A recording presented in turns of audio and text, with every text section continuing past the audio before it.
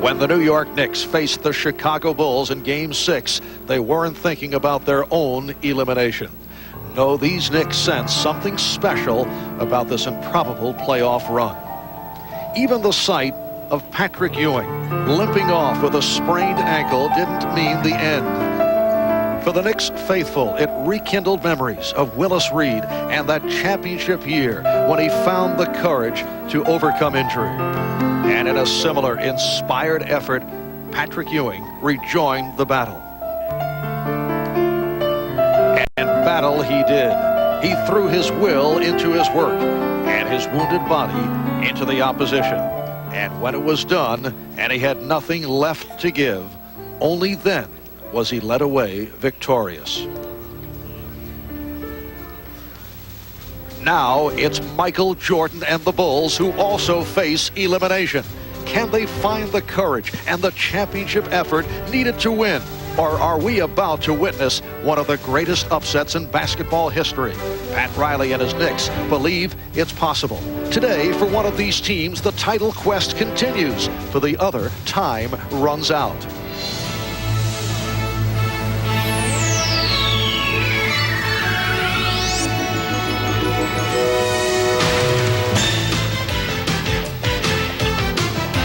This is the NBA on NBC.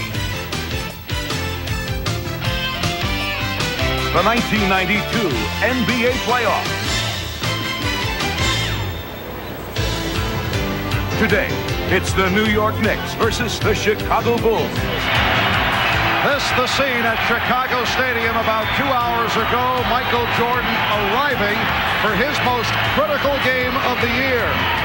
And 20 minutes later, Patrick Ewing made his way to the biggest game of his 7-year NBA career. And despite the sprained ankle, does not appear to be limping. Yes, the season is on the line for the Knicks and the Bulls. A sellout crowd, 17,000, has turned out for the finale of this ferocious 7-game series.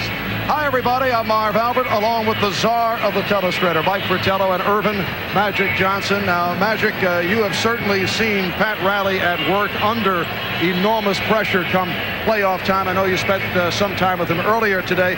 What did he tell his ball club for this 7th game? Well, Coach Riley told his Knicks players that, hey, the pressure is on the Bulls to win this game. What they must keep doing is keep having fun and also stay loose. 3 things must happen for the Knicks if they're able to win this game. They have to keep playing good team defense, keep rebounding the basketball, and continue to keep the Bulls out of the lane. And during the course of this stunning run by the Knicks, they have been able to take the 2 Chicago superstars, Michael Jordan and Scottie Pippen, right out of their game. In fact, Mike, that's the major reason that we have come to a 7th and final game. Well, no question that the superstars, Jordan and Pippen, have been affected by New York's defense, but in a different way because they're both trying. New York felt if they could control tempo and keep the shot attempts down, then they would keep the points down. If we look back during the regular season, this Chicago Bulls team averaged 87 shots a game with Jordan and Pippen taking 39 of those shots. In this series in the playoffs, the Bulls averaging only 74 shots a game, down 13. Jordan and Pippen, 38, so it's almost the same, their contributions. Where they've been affected is in the field goal percentage. Regular season, Jordan at 52, Pippen at 51. In this series against New York in the playoffs, Jordan down to 47, Pippen all the way down to 37. So the bump and grind, the physicalness of the New York defense, it's taken its toll. All right, this crowd appears to be ready here in Chicago. Coming up, the 7th and final game between the New York Knicks and the Chicago Bulls.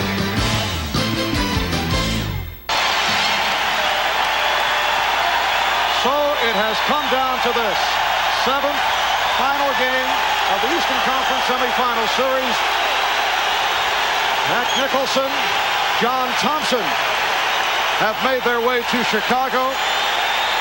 And we are set for one of the electrifying scenarios in the world of sports, the introduction of the lineups here at Chicago Stadium.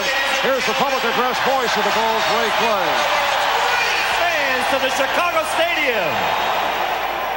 Today's Game 7 of the Eastern Conference Semifinals is between the New York Knicks and your Chicago Bulls. Now for this afternoon's lineups. First for the visiting New York Knicks. At forward, from Virginia Union, 6'9", Charles Oakley. A 6'8" forward from Wichita State, Xavier McDaniel. At center, 7 foot from Georgetown, Patrick Ewing. At one guard from St. John's, 6'3", Mark Jackson. At the other guard, 6'6", from Tennessee Chattanooga, Gerald Wilkins. The New York Knicks are coached by Pat Riley, assisted by Dick Harder, Paul Silas, and Jeff Van Gundy. The trainers, Mike Saunders.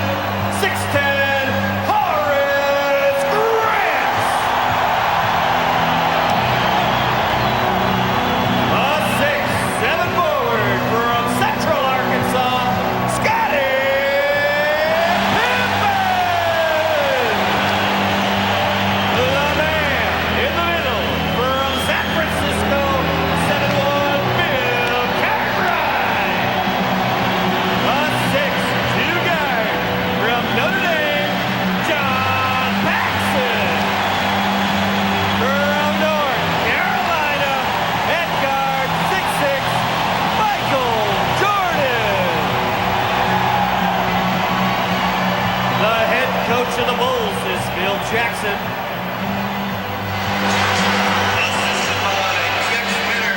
Well, our Ahmad Rashad spent time in both the Knicks and Bulls locker rooms earlier today for a report. Here's Ahmad. All right, thanks, Marv. I visited both locker rooms. In the Knicks locker room, I found 12 players who are not only focused, but possessed with the fact that not only could they beat the Bulls, but they feel they can go on and win the NBA championship. In the other locker room, the Bulls were very loose, and you could tell that they were tired of answering all the questions of who, what, and why this series went to the 7th game. They all feel like this is the time they can prove that they are NBA champions, and they will get that opportunity momentarily. Marv? All right, Ahmad, and the NBA with a very strong officiating crew to handle the proceedings. Jake O'Donnell, Hugh Hollins, and Ed T. Rush. I think it's quite obvious by the years of experience that the NBA realizes the importance of this game. If you go back to the earlier game today, Cleveland-Boston, you had Jess Kersey, Hugh Evans, Joe Crawford, another very, very veteran crew working these important games. And the players respect these three officials, so a lot of times when there's a lot of talking going on and a lot of bumping and grinding, and one of the referees say, hey, we got to cut this out, they will respect that, and you'll see a lot of guys quit all the chattering and bumping and grinding. And this has been a series of flagrant fouls during the playoffs. The Knicks have ranked first in the league with 7 flagrants, 5 in this series alone. On the jump ball situation, New York uses a very wide set. Ewing tries to tip straight ahead to Charles Oakley, and then they fly the X-Man and Gerald Wilkins trying to get a fast break right from the opening tap. There's their wide set. Patrick Ewing, who says the sprained ankle is fine, going against Bill Cartwright. And Horace Grant, after adjusting the goggles, able to control the opening tip. Grant played by Oakley. Cartwright turning on Ewing, looking to go right at him.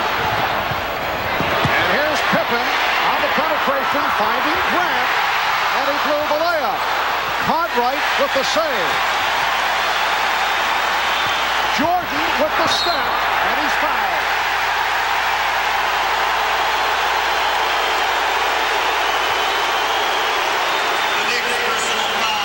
Well, we've seen the aggressiveness right from the start by the Chicago Bulls. Michael saying no jumpers to start out with. Take the ball to the rim. Pippen took it to the rim, and the Bulls started out offensively like they like to do every game. Get it into Cartwright, see if the postman can score first, and obviously try to pick up an early foul versus Patrick Ewing. The first 2 possessions, statement time. We're coming down the lane. We don't care how hard you foul us. The foul committed by Charles Oakley. Michael Jordan, 45 minutes. Game 6 in New York Thursday. Only 9 for 25, 21 points. And Magic looks to be worn down. Certainly the Knick defensive effort, the fact they played him so physically, has contributed to that, but he does not look to be himself. The minutes are taking a toll on him. The aggressive stolen. Saw the aggressive play once again off that steal. Wilkins with a 3-on-1. Served up a facial on Bill Cartwright. Well, both teams saying something there. Chicago, we're going to press. New York, we're going to attack.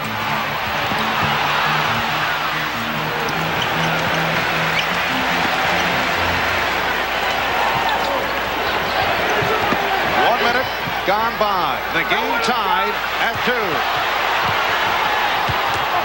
The interior pass from Jordan knocked away and a foul call. It's on Ewing. To get back to that point of Michael Jordan, the minutes have really weighed heavy on him, but also the physical play of New York has taken its toll too. The best thing that happened for the Chicago Bulls is they had 2 days to rest. Jordan. So the Bulls lead 4-2. After scores, Chicago tries to get Grant up on the basketball to slow down the entry path. They don't want New York getting it up the floor quickly. Patrick Ewing connects on his first field goal attempt, and the game is tied at 4.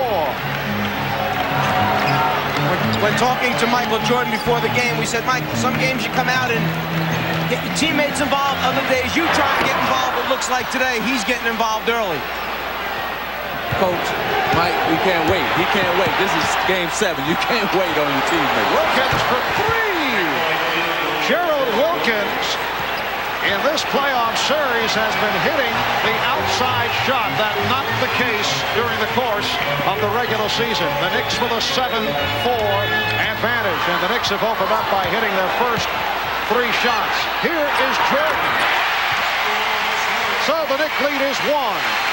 Again, Chicago up trying to get the ball out of their point guard's hands. Mark Jackson, give it to somebody else. Let them get it up the floor, but don't let Jackson start the half-court offense. Yes, the Bulls' pressure has bothered the Knicks. They'll turn it on and off during the course of the game. Now Pippen starts back. Pippen for Grant. Chicago by 1. That's that middle portion of Chicago's transition game. The first big man down the floor posting up quickly. Xavier McDaniels had a sensational playoff. Now being guarded by Horace Grant. Shot clock running down. Jackson. And the Knicks lead 9-8. You know what, Marv? Usually the first quarter is important for the visiting team. But I believe today the first quarter is important for the Chicago Bulls to get off to a good start. Cartwright fouled by McDaniel.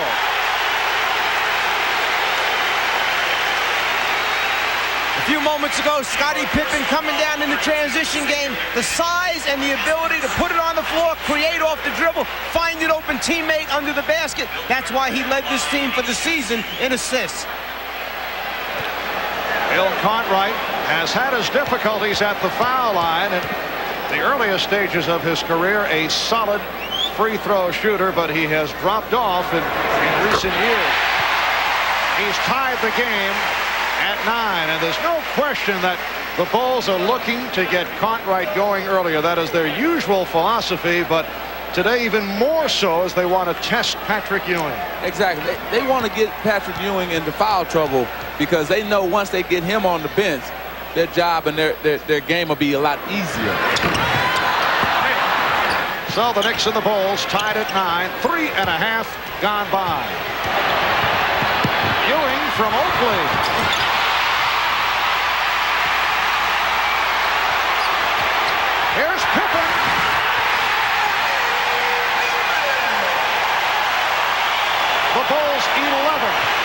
the Knicks 9.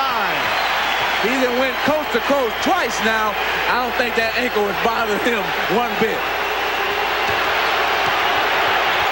Ewing. Oakley.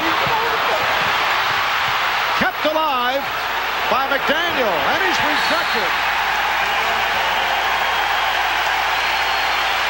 This game has opened at a furious pace. Well, this is probably the fastest game in terms of in the first 4 or 5 minutes in the actual all the other 6 games. The pace is really quick. Here's Ewing, and he's fouled by Cartwright. A hack on Cartwright, so that is his first personal that sends Ewing to the line. Pippen has that rare ability to take it off the glass, lead the fast break, and then, if there's no decision, finish it at the end. Also, let's not look past the fact that pretty good defender comes from the blind side, gets the block versus the X-Man.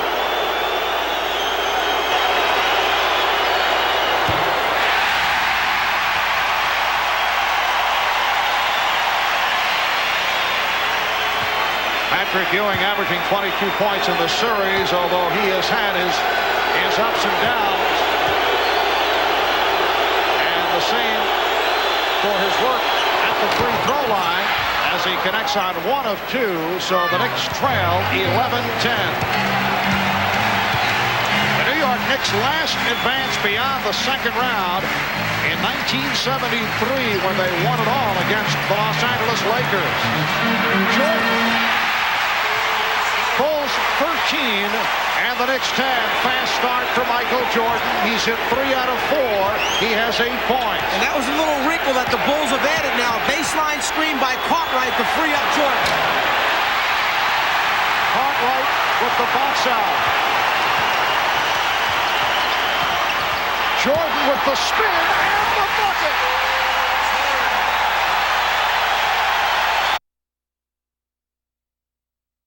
Bulls lead.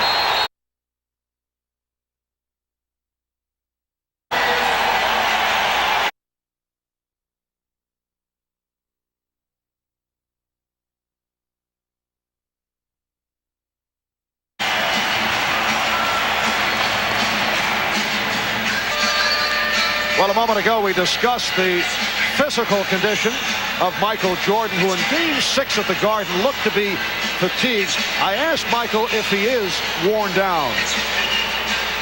I was, before we took a day off, I was mentally drained in the sense that you have to keep raising your level of mental challenge towards this team. They challenge you in that way. That I was a little mentally drained, and the day off really helped to recuperate that. I think everybody was. You know, we wanted to win so bad. We probably lived on the expectations of everybody, saying that we should sweep this team, and when it wasn't a sweep, it became mentally draining for everybody to give yourselves up for the games. You know what happens is superstars rise to the occasion. Yes, he was tired. He probably still tired today, but this is his time, 7th game. McDaniel had a fire with the shot clock running down. The Knicks have missed their last 6 field goal attempts. One of the most discouraging things to come out of a timeout when you're trying to regroup, you set something up, and all of a sudden you're facing 1 second left on the 24-second clock, and you have to hoist one up just to get it off. The Bulls, in contrast, have hit their last 5, and they lead 15-10, 6:35 remaining in the first quarter.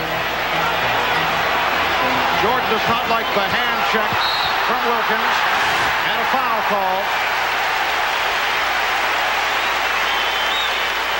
Now let's go to Ahmad Rashad for this report. All right, Marv, during that last timeout, Pat Riley and his team were very calm and collected and calculating. And Paul Silas told me before the game that they expected the Bulls to come out and have a big wave of offense in the first quarter. If they could withstand that, then they'd have a chance to win the game. Marv? Well, Ahmad, we're seeing that wave in Chicago in the midst of an 11-3 run, and you can see the tone of the Bulls is quite different here at the start, Mike. They're taking it to the basket instead of pulling up. On the turnover, Knicks have a 3-on-2. No question. People have been saying that the physicalness of New York has made Chicago shy away from taking it to the rim. 5 times all the way to the rim so far in this game. Only once a pull-up jumper. And Here's Jackson with the pull-up. Mark Jackson with his second field goal. The Bulls 15 and the Knicks 12. Grant setting the screen. Pippen for Grant. Played by Ewing. Now Pippen with the room. That may be a bad sign for the Knicks. Scottie Pippen hitting the jump shot. McDaniel, yes, and Xavier McDaniel with his first field goal. The Bulls 17 and the Knicks 14. Well, yesterday in practice, Pippen didn't do very much as far as physical work, but he took almost 200 shots trying to get that stroke back. And a reach-in foul called on the Knicks. That's number 2 on Wilkins, and it will send John Starks into the game early. Pat Riley looking down the bench. Darrell Wilkins has played Michael Jordan extremely well, and he will head to the bench. John Starks, not a popular figure here in Chicago, off that flagrant foul against Scottie Pippen late in the third quarter on Thursday.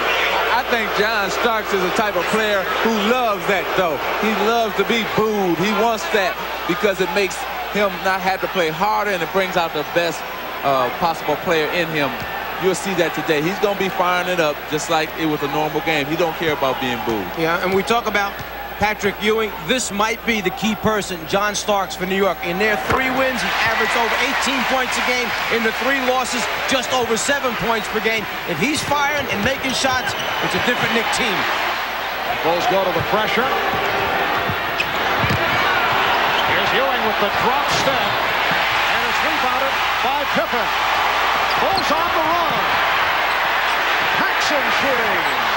Rebounded by Jordan. Grant. Oh, the Bulls all over the board. They lead 21-14. Here's Starks for 3. John Starks gets right to it. I told you, he said, come on, boo me, baby, boo me, because I'm going to set you up with this 3-point shot. Pat Riley refers to John Starks as feast or famine. Michael Jordan on fire. 5 out of 6. He has 14 points. John Starks has gone hot and cold during the course of the playoffs. That goes back to the series against Detroit. He had a hot one the other night, and Jackson was hit. John Starks in the 3 Knicks victories, shooting 51%, averaging 18 a game. However, in the 3 losses, you can see how he has gone the other way. Anthony Mason, who has played well in this series, has come on for the first time this afternoon. We're down to 4 minutes remaining. First quarter. Jackson with the step. Grant with the rejection. Actually, Chicago leads New York in block shots in this series. They get it from 3 guys, Jordan, Pippen, and Grant. Foul on Starks as Jordan cut right. Starks called for the hold.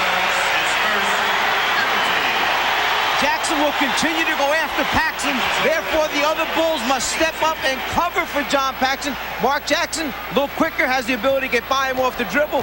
When you have guys behind you with that type of athleticism and the quickness to get over there, they protect the rim. You know, to me, it looked like Michael is saying, hey, I must shoot at least 25 to 30 shots today.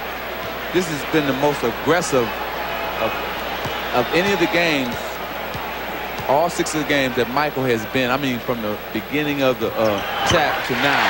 So he looked like he's going to take the weight on his shoulder right now. Right, he is not taking the passive route, as he indicated was a possibility in order to get everybody involved. Michael Jordan, though, has had some strong first hands in this series. Mason was tripped up by Cartwright away from the ball.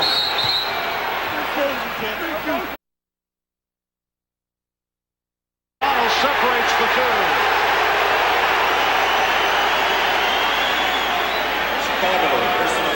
The body's down low, working to get the little hold, the grab, the push, the shove, and this is what Jake O'Donnell is trying to clear up right away. Talking to both players, knock it off, we won't stand for that.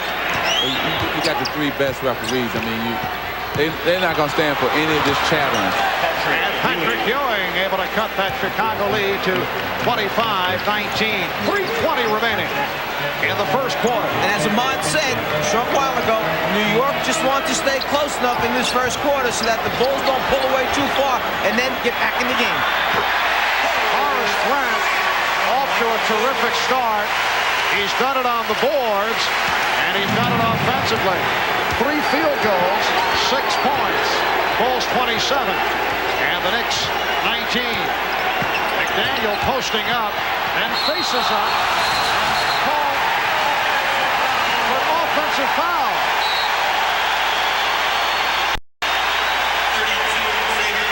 That's number 2 on the X-Man. The timeout was called. Both clubs going at each other. Michael Jordan and Xavier McDaniel having words. Double technicals were called on McDaniel and Jordan. What we said a moment ago down on the baseline foul that Jake O'Donnell was stepping in to send the message. This is step number 2 in the message sending process. The next one, someone's going to be ejected from this basketball game, which is a very serious step. Jake O'Donnell does not mess around. You're messing with the wrong referee if you're going to be messing with Jake O'Donnell. He will toss somebody. He doesn't care if it's the 7th game. If he warns you one time, the second time, you're out of here. Let's go to Ahmad Rashad. All right, Marv, yesterday I was speaking with Scottie Pippen, and he's starting to feel the pressure that everybody telling him to step up and be ready to play. He was so focused yesterday that he would not be intimidated. He said he'll be driving the basket like the Pippen of old, and you can see he's ready to play. Marv? And the Bulls have been ready here at the start. They lead 27-19. Starks with the steal. Don Starks spent all day on Wednesday shooting the jump shot. He said he took about 300 shots, and he credits assistant coach Jeff Van Gundy for an adjustment in his release, which turned things on Thursday night. Shot clock at 3 as Mark Jackson hits on his 3rd field goal. Starks saying that the ball was resting too much on the palm of his hands, and he made that adjustment. Meanwhile, Pippen is hit hard, and he'll go to the line. Let me say this. Scottie Pippen, for the first time, is taking the challenge. He's not stepping backward. Right here, he goes to the hole. He's saying, okay, I'm going to challenge everybody. I don't care. You can throw me down, knock me down. Going forward instead of going backwards. Magic, of course, your Laker club of recent years was more of a finesse team, but when you went up against the Bulls last season, was the same philosophy intact, that if you can get to Pippen early and hit him hard, that you might take him out of the game? Well, we wanted to do that, but we didn't have the type of players that could do that. New York, that's their style, because they have the type of players with that mentality that can do that. Is there the feeling that he can be intimidated? Well, that's the feeling that you want to play him physical. Push him around because he doesn't like the physical game. Patrick Ewing cutting it to a 5-point Chicago lead. 1 minute and 40 remaining in the first quarter.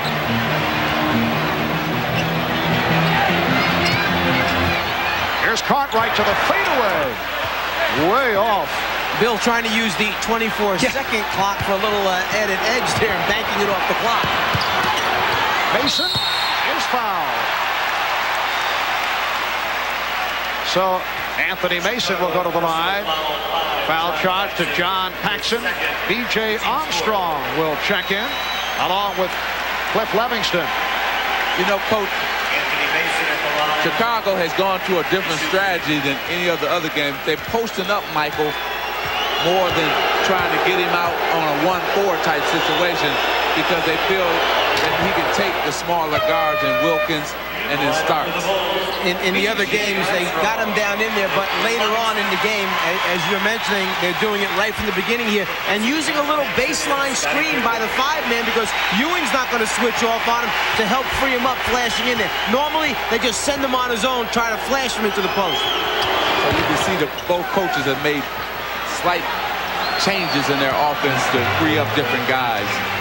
And despite this early flurry by the Bulls, the Knicks able to hang in. That's been the story throughout the series. The Bulls now lead by 3. Jordan through the foul. Oh, what a move by Michael Jordan, who has come out and hit 5 out of 7 from the field, 6 for 6 from the line for 16 points. The foul called on Starks. Well, if you let Michael Jordan get to the paint, and this is one of the things that Ryan and the Knicks were focusing on, keep him out of that paint area. Everybody else, besides the man guarding him, pay special attention. When he puts it down, come and get him.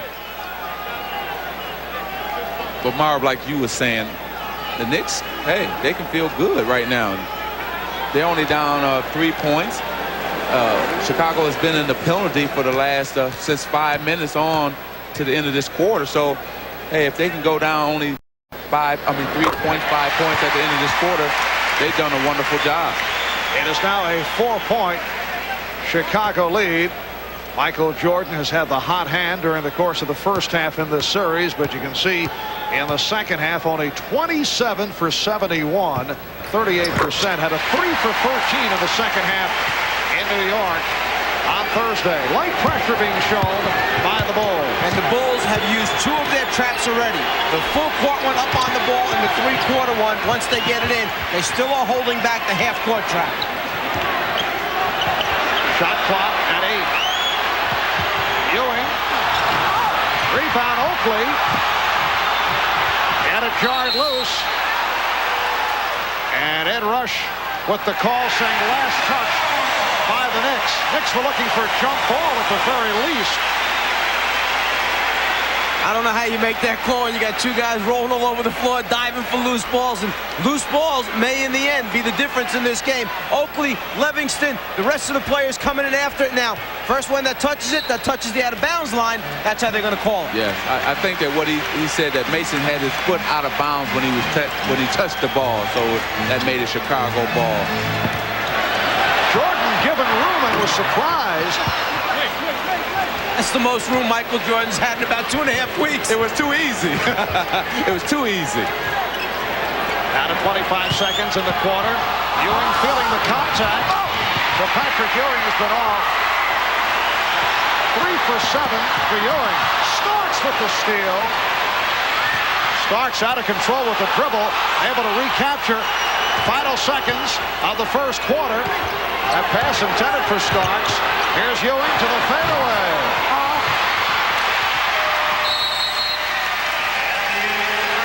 So that's the end of one here in Chicago. Michael Jordan has been the spark. Jordan with 18 points in this first quarter. And the Bulls lead by 5.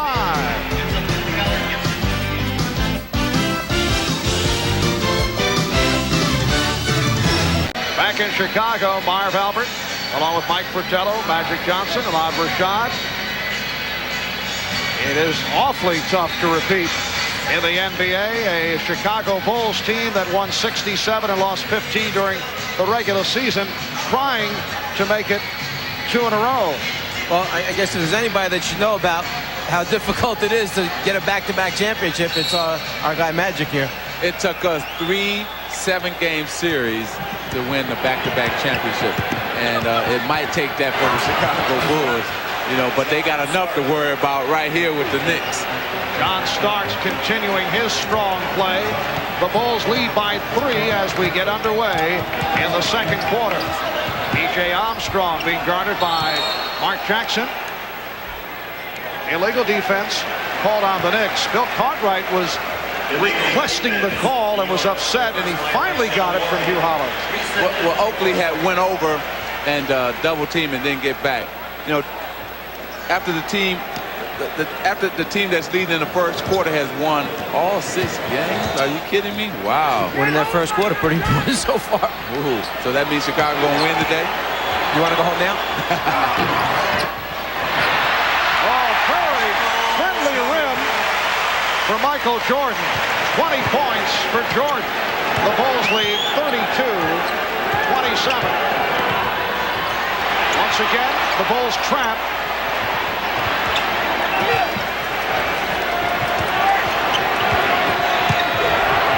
Ewing is foul. Cliff Livingston, anticipating the pass to the post, just stood there as his man cut through, waited for Patrick Ewing to turn back to the baseline side, and all of a sudden he was in a double team, and probably the quickest one he's seen in a long time. You know what it looked like to me is that Patrick Ewing can run straight up and down, but when he tries to get the lift for the baseline jumper, he's not getting it. You have to get lift when you shoot the turnaround jumper like he does, and today he's not getting the lift on his shot, and it seems like that ankle is not giving him that push that he needs to get his shot up, because everything is going short on his shot, and that's what tells that when you're not getting your lift.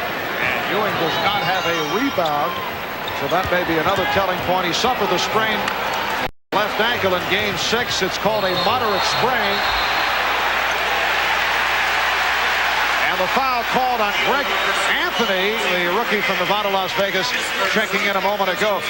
Anthony has been very effective against the Chicago pressure, and undoubtedly that's why Pat Riley has him in there. Mark Jackson sitting down. Now Patrick Ewing will get a rest. Xavier McDaniel has returned, so Charles Oakley moves over to the center position. And actually, Cliff Livingston first warned the official as Greg Anthony ran into his first screen in the backcourt, and then when he did it again, the whistle blew. Yes, and a count. Knicks personal foul to Greg Anthony, his second. Anthony picks up his second. Michael Jordan has taken over this game. He has 22 points. The Bulls now lead by 5. And you can see the special attention that Jordan draws. 3 Knicks waiting for him in the lane, but when he gets that deep, the way he can elevate with his tremendous concentration, and there is no question that with the 2 days rest, he has come out here today. He is a different looking Michael Jordan than the one that we saw in Game 6. The Bulls 35, the Knicks 29, and here's pressure again by Chicago. Now they drop back. Magic mentioned earlier that the 2 days off for both teams was the big blessing. The first 6 games of this series played in 10 days, a very short period of time. McDaniel, yes, Xavier McDaniel with a good move, his second field goal, and the Knicks trail the Bulls by 4. With Patrick Ewing on the bench, look for the Knicks to go to McDaniel, also Mason and Starks to do most of the shooting out on that basketball court for the Knicks. Off the turnover, Mason starts back. Mason picked up by Scott Williams, who just checked in. What you had there was a player trying to do something that's not his strength. Cliff Livingston does not elevate and drop down passes at the last second. Michael Jordan and Pippen do those things. Here's McDaniel, rebounded by Williams. Pippen's pass picked off by Starks. John Starks has made 2 big steals so far in this game. And Starks with 7 points, and he has brought the Knicks within 2. Marv, he stole it when they had a 3-on-1 Michael Jordan in the first quarter. This time they had a 2-on-1. He come up with another big steal. Boy, he can do it on both ends of the court. And Jordan had a knocked away recovery by Armstrong. E.J. Armstrong came up very big here in Chicago with 18 points off the bench earlier in the series. Armstrong for Pippen.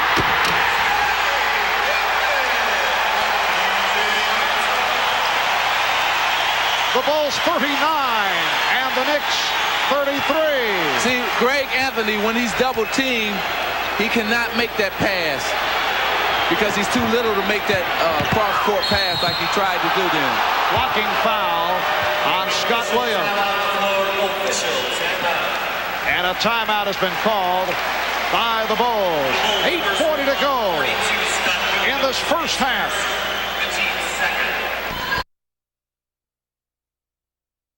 Of the NBA draft lottery, some refer to it as the Shaquille O'Neal sweepstakes. Incidentally, earlier this week out in L.A., Ahmad Rashad, taping a segment for Inside Stuff, played some one-on-one with Shaquille O'Neal, and they ran into a little problem. Let's take a look. Okay, so you've been playing against zones in college, right? I'm going to show you what it's going to be like in the NBA. You ready? Huh? Well, give me your best. Let me see your best.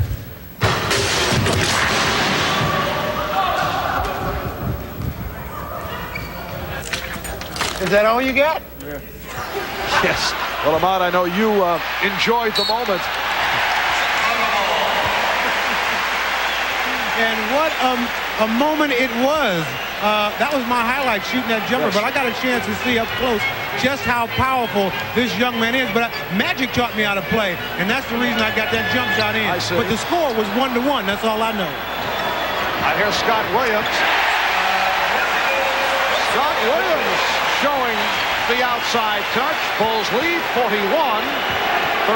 Magic, I know that you have been working out from time to time with Shaquille O'Neal. Very impressed with him, especially how strong he is and his footwork. He's really a young man that somebody's going to be very happy drafting. He's going to be a superstar in our league. Oakley to the line. He was hit by Williams. You won the lottery, and there's Alonzo Mourning, who will certainly be among the first to be selected. If your club won the lottery, you're in charge. Who do you take? Shaquille O'Neal, without a doubt. I think anybody would be happy with Alonzo Mourning and Christian Laettner. Those are your first three draft choices. And Jimmy Jackson, it depends too. But this is the deepest draft it's been for years. With both of these teams having their reserve players on the floor right now for significant minutes, obviously the productivity becomes so important. Pat Riley a number of times has said when that combination of Anthony, Mason, and Starks, he said sometimes it's feast, sometimes it's famine with those three. And that's what you have to, play your way through it, see what happens, and then substitute accordingly.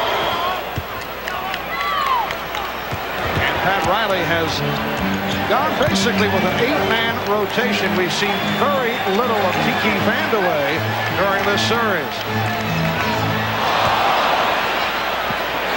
Cliff Livingston wide open, crowd reacting. Williams not looking that way. Shot clock at 3. Hodges for 3.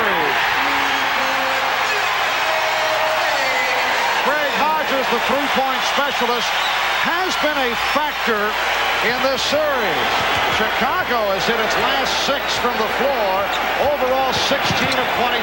They've had a red-hot first half. Here's Wilkins, who just returned.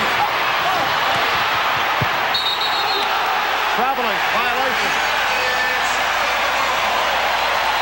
See, on that last shot, that last three-pointer by Craig Hodges, Wilkins forgot who he was guarding. He was guarding Hodges. He left to stop the penetration by Armstrong, and that left Hodges wide open. You don't do that. You let the big men take care of BJ, not Wilkins. That's why there must be constant communication when substitutions take place during the game, so everybody understands what they have to do. Biggest lead of the game. Chicago up by 9. 6:50 to go. First half. Here's Anthony. Rebound, McDaniel. McDaniel with a good second effort. Bulls 44 and the Knicks 37. The winner of this game, the 7th and final game of the series, will face the Cleveland Cavaliers for the conference championship. Cleveland knocking off Boston earlier today. For Pat Riley and his New York Knicks, it has been a superb season. They went 51-31, but they faltered at the end of the season. I asked Pat, at any point with that slow finish, did they sense that this was a special team? Well, not really. I never looked at it that way. We never set any real goals about division titles or playoffs or anything like that. We just kept hammering on the fact that we wanted to become the hardest working, best conditioned, most professional and selfish, and disliked team in the league. And I think we finally accomplished the last point. Most disliked team in the league. That because of the sledgehammer image this club has suddenly garnered because of their physical play. Marv, not only that, though, because they play good defense. See, teams don't like to play teams that play good defense. And now, they were always playing good defense during the regular season, but now the hard fouls just came in the playoffs. So teams just don't like to play you because they have to work hard to beat you. And here's Mason with the box out, and he draws the foul. Anthony Mason will go to the line. You can see how the Knicks have done it at the defensive end. They were number 2 behind Detroit during the regular season, allowing just under 98 per game. But then against the Pistons, allowed just under 85. And this series, they have stopped the high-flying Chicago Bulls over the first 6 games, allowing just under 90 per game. Well, they've accomplished all the mini goals that Pat Riley has set up for this team in this series versus Chicago, one of which was reduce the number of shots, keep the offensive rebounds down, stop the transition game by the Bulls, and they've done it effectively. It's the Bulls 44 and the Knicks 39. Michael Jordan has been the story in the first half. He has 23 points. Here's Hodges on that quick release. That's a 2-point shot for Craig Hodges. Another mistake by one of the Knicks players. You cannot go up under the pick on Craig Hodges. You got to go over the top and make him drive to the basket. He doesn't want to drive, and he won't drive. Last touch by Pippen.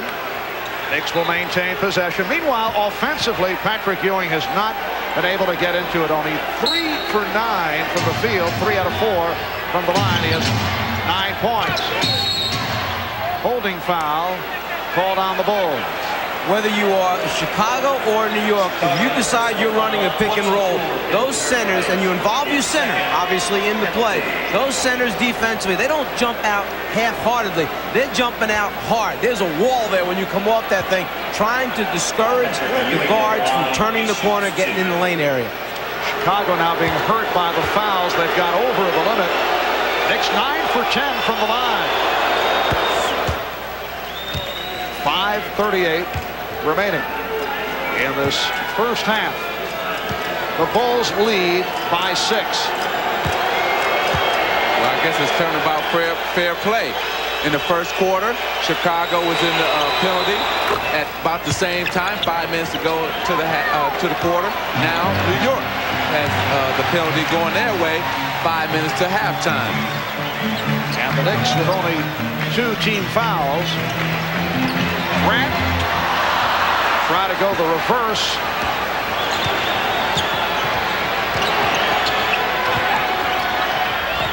Mason getting position, but facing the double team, and he's tied up. Good defensive play by Chicago and doubling up on Anthony Mason. Now, since this jump ball will be under the New York basket, and the loss of the ball right there enables Chicago to get back, recover, and force the jump, you have to cover shoulders under the basket. They covered Ewing on both sides, left and right. No layup on the tip. Wilkins picked off by Grant. Jordan.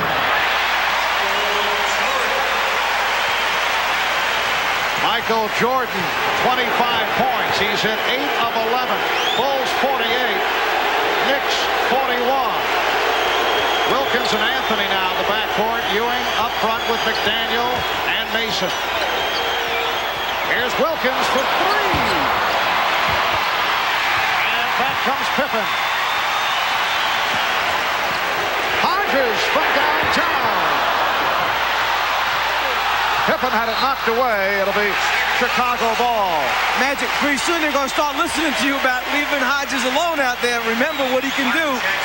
Well, that time the defense went back up under the paint to guard the basket and left Craig Hodges wide open. And he, for the first time in this game, in this series, he rushed the shot. He rushed it that time on a 3-pointer. Mark Jackson is back for Greg Anthony. Oh, good look from Jordan.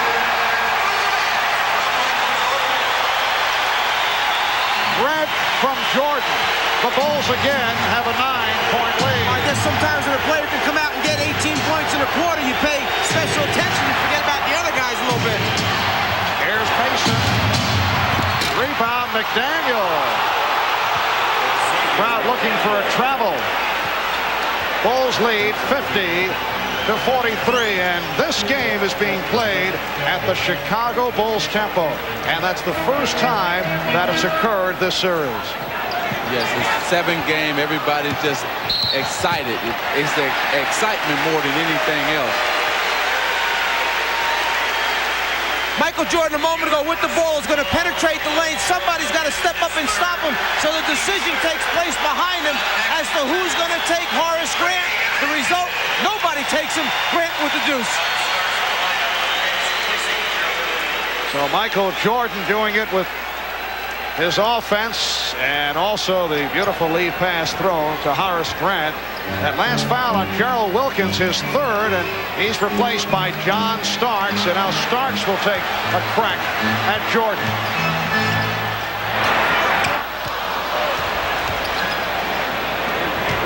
McDaniel for Starks.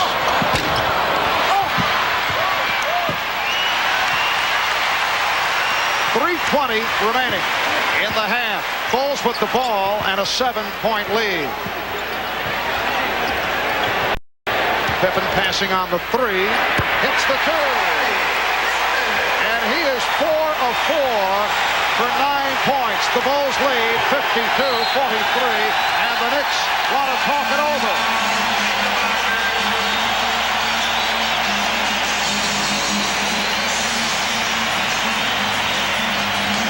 This is Bob Costas at the studios of NBA Entertainment in Secaucus, New Jersey. And coming up on the Prudential Halftime Report, we'll bring you the NBA Draft Lottery. At stake, the rights for one of the 11 teams in the lottery to select LSU's Shaquille O'Neal if they should be so inclined. And the order of selection in any case, 1 through 11, will be determined for the June 24th NBA Draft. This now is a videotaped look at the mechanism which is used to determine the winner. Awe-inspiring, isn't it? Right now, let's head back to Chicago and rejoin Marv, Mike, and Magic.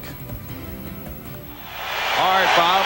We have Bizarre, the telestrator, mesmerized by the flow of the ping pong ball. Magic a moment ago as both clubs broke for the timeout. A little extracurricular activity between Pippen and Starks. Well, it took Pippen 6 games to finally hit back, and he started to hit back because he's feeling good right now. The Bulls are leading. Shot clock at 5. 2:45 remaining in this first half. Pippen with a steal. Here's Jordan. Yes. Biggest lead of the game. It's Chicago by 11. In previous games, New York has been in similar situations. Wiley's taking a timeout. They come out, respond, get a basket or 2 free throws, close the gap. Here, a critical turnover. It continues to widen the lead. Starks with an air ball. Ewing for Starks. Shot clock at 1. Jackson. Mark Jackson with the shot clock running down, able to hit. The Bulls lead 54-45. For the first time this season, for this first time this series, we are seeing the Chicago Bulls that we saw right throughout the regular season. 3-second violation called on Chicago. This is a Bulls club that set a franchise record, winning 67, losing 15. They won 36 of 41 here at home. They come off the NBA championship season of a year ago, capped off by the victory over the Los Angeles Lakers, swept Miami in the first round of the playoffs, but they have had a very difficult time against this surprising New York Knicks club. Well, Marv, I think that if anybody read Peter Vessey's column, our own NBC's Peter Vessey, Tuesday, I think he summed it up best, where he said that the Bulls quite don't know how to play physical and still be a finesse team, much like the Lakers and the Celtics of the 80s. Their teams, when they were challenged and played physical, we knew how to play physical but still played our game at the same time. Where in this series, Chicago, for the first time today, is finally playing physical but still playing finesse at the same time. And I thought that was an interesting article. You realize how much credibility you have just given to Vessey? This is very sad. I didn't mean to do it. Okay. But I thought that summed this whole series up, that article. It was just right on the head. He hit it right on the head. And going back to your Laker team, that team had great flexibility to be able to play a little of both. It's not like you can push a button and all of a sudden take 12 guys and say, we're going to be finesse or we're going to be physical. You have to structure it to what the players' abilities are, capabilities are. That last foul on Conrad is third, so he's replaced by Will Perdue. Will Perdue very active in Game 6 against the Knicks. Got into a little scrap at the end of the game. Here's Michael Jordan. He now has 29 points, and the Bulls lead 56-46. Just by Grant jumping on the basketball after a score by Chicago, they're preventing New York from racing it back up. Patrick Ewing. You know, I think in the second half, they're going to have to, the Knicks, Pat Riley is going to have to change his strategy. Well, right now, he's got man-to-man coverage on Michael, and he's posting. And I think he's going to have to go down and double-team him in the second half. It's a last resort in New York's game plan. Try to play him straight up, even if he gets on a little roll. Rare miss for Jordan. 10 of 15 from the field. Starks digging hard. Won't count, says Jake O'Donnell. Will not get the continuation. Starks fouled. Now imagine going back to that philosophy in New York to play him straight up. That's not to say that as you progress in the game and get to the third quarter and then the fourth quarter and then the final 5 minutes that you don't make your adjustments and your changes. Well, right now you're seeing in New York a different Michael Jordan. Here today, a stronger Michael Jordan, and a Michael Jordan who has, I think, adjusted to the 6 games and say, okay, in the 7th game, they've been doing this for 6 games, but in this game, I'm going to do this, where he's posting and turning in the lane, and actually, all he's doing is jumping over Starks. He's doing nothing else but doing that, and I think they're going to have to run a man at him maybe when he gets in the lane. Paxson, who committed the foul to put Starks on the line, picked up his third. He's replaced by Craig Hodges. Incidentally, the NBA playoff record, most points in a half, 39 by Eric Sleepy Floyd. Jordan has 29. Here's Grant, changed his mind. Jordan and Ewing able to reach out for it. And we're down at 25 seconds left in the half. The Knicks down by 7. Even with the excitement, this crowd, and what Chicago and Jordan have done, if New York scores, you're looking right at a 5-point game. New York's got to feel pretty good. And Jackson hit on the reach-in. So Mark Jackson to the line. He was fouled by Craig Hodges. Jackson to the line for the first time. Earlier today here on NBC, the Cavaliers knocked off the Celtics 122-104 to take the series in 7. They await the winner between the Knicks and the Bulls. Brad Daugherty capping off a terrific series with 27 points, 9 rebounds. Hot Rod Williams had 20. Reggie Lewis led Boston with 22. 22nd timeout is being taken by the Knicks. Don't be surprised to see John Paxson come on the floor if Phil decides to make that type of move so that he has a number of three-point shooters to surround the outside of the floor. Then give the ball to either Pippen or Jordan, let him dribble, penetrate, create, kick back out for a 3 to send the crowd into a frenzy and give the team a little boost to end this first half. With 11.8 seconds remaining, that is so much time for the Bulls to advance the basketball off the dribble. And Pat Riley sending in Kennard Winchester, a man who has seen very little action during the course of the regular season. Kennard Winchester, second-year player from Averett College, had shots with Houston and Boston. Winchester in there because of some Knick foul trouble. Jackson will shoot his second. 11 seconds to go. First half. The lottery coming up at halftime. And so it is only a 5-point Chicago lead. Knicks do have one foul to give, and there it is. And a good foul because now the Bulls will have to regroup and inbound again with 6 seconds on the clock. And that's the reason also for the substitution in case it got into the hands of the man that Winchester was guarding. You don't care if he picks a personal foul. Now they will go back and draw up what they want to run here with just over 6 seconds remaining. The Knicks very fortunate, as you mentioned, Mike, to be only down by 5 when you consider Michael Jordan just burning it up in this first half with 29 points. Chicago is led by as many as 11. Chicago shooting 59% for the half, 22 of 37. Pippen loves to inbound the ball and then follow his pass. He's the most dangerous guy on the out-of-bounds plays for Chicago. The guy guarding Pippen has to stay awake. Don't fall asleep. He'll chase it.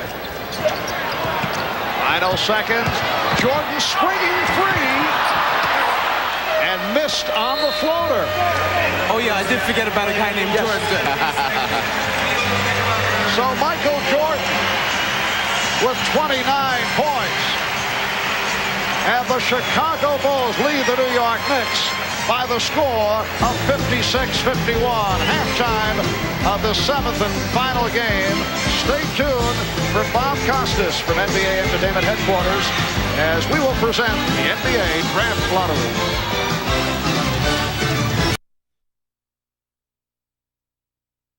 Michael Jordan with 29 points, though he missed his last 3 shots from the floor.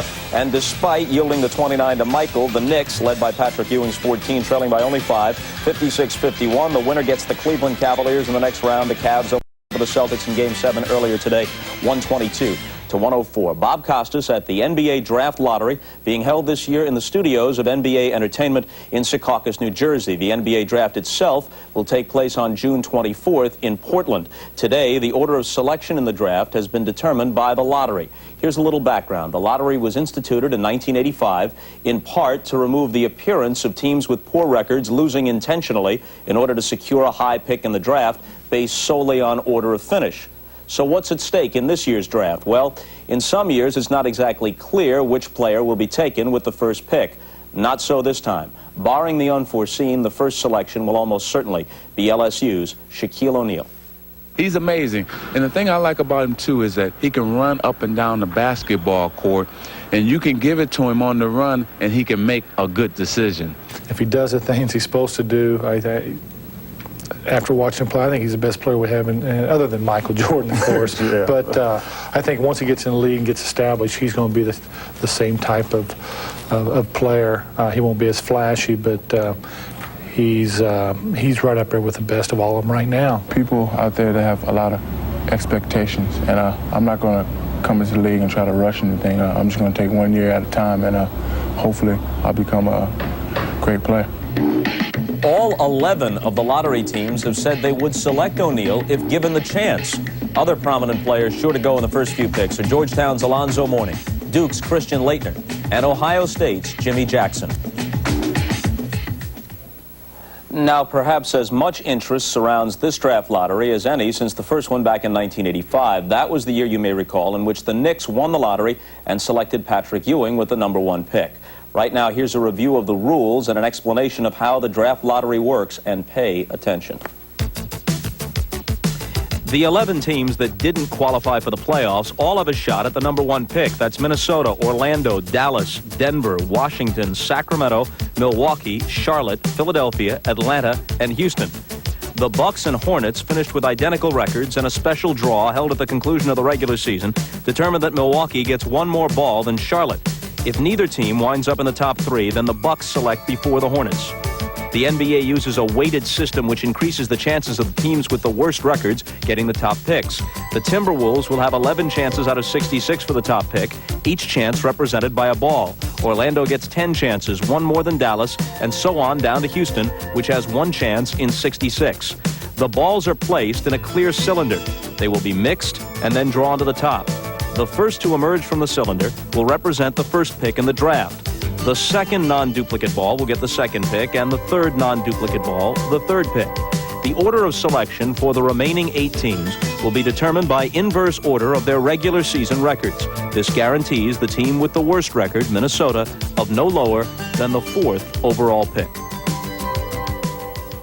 Okay, the actual drawing has just been conducted in a separate room under the supervision of NBA Deputy Commissioner Russ Granick. The process was witnessed by representatives of the 11 lottery teams, different representatives from the individuals sitting here. Also there was Phil Laskaway, a partner in the international accounting firm of Ernst & Young. Mr. Laskaway is the only person in this studio who knows the results, including Commissioner David Stern. Immediately following the drawing, Mr. Laskaway took the logo for each lottery team and placed it into a numbered envelope corresponding to that team's position in the 1992 draft. Since then, Mr. Laskaway, and I swear this is true, has retained exclusive custody of the envelopes, which he has just placed in order on the numbered board. The sealed envelopes will be opened shortly by Commissioner Stern. But first, here are the team representatives. From the Houston Rockets, General Manager Steve Patterson. From the Atlanta Hawks, General Manager Pete Babcock. Representing the Philadelphia 76ers, their GM, Gene Shue. Now, the Charlotte Hornets won the lottery last year, took Larry Johnson. He wound up being the Rookie of the Year. I'm told that all the Charlotte representatives, including their head coach, Alan Bristow, stayed in the same hotel, tried to go to the same restaurants, dressed the same way, whatever, to try and duplicate their luck, and there's Alan Bristow. The Milwaukee Bucks are represented by their new head coach, Mike Dunleavy. From the Sacramento Kings, the Director of Player Personnel, Jerry Reynolds. From the Washington Bullets, General Manager John Nash. Representing the Denver Nuggets, GM Bernie Bickerstaff. From the Dallas Mavericks, the President and owner Donald Carter. Howdy, Don. From the Orlando Magic, GM Pat Williams. And finally, representing the Minnesota Timberwolves, their President, Bob Stein. Commissioner Stern will open the envelopes representing the selection order 11 through 1. Keep in mind that since slots 4 through 11 are determined by inverse order of regular season finish, and only the first 3 positions are determined by the lottery, if Houston, for example, doesn't come up 11th, or Atlanta doesn't come up 10th, and so on, it means that team has defied the odds and lucked into one of the top 3 selections. And now to announce the order of the first 11 picks of this year's NBA draft, here's the Commissioner, David Stern. Good afternoon and welcome to the NBA Draft Lottery. Everyone has been briefed on the lottery procedures, so let's get started and see who picks where in the 1992 NBA Draft. The 11th pick goes to the Houston Rockets.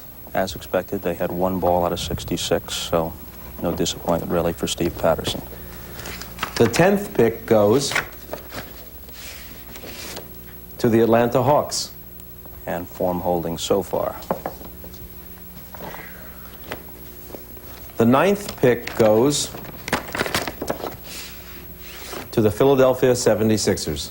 Charles Barkley said if they don't get one of the top 2 picks, they should trade him unless they get Mourning or O'Neal. The 8th pick goes to the Milwaukee Bucks. That means that Charlotte has moved up. Charlotte has one of the top 3 picks. The 7th pick goes to the Sacramento Kings.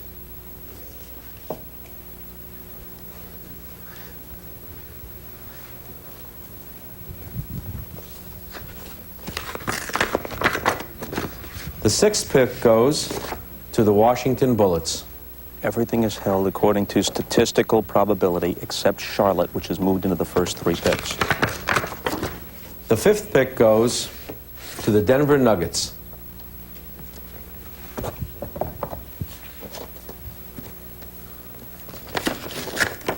The 4th pick goes to the Dallas Mavericks. Orlando, Minnesota, and Charlotte. Must be the shoes and not the hat.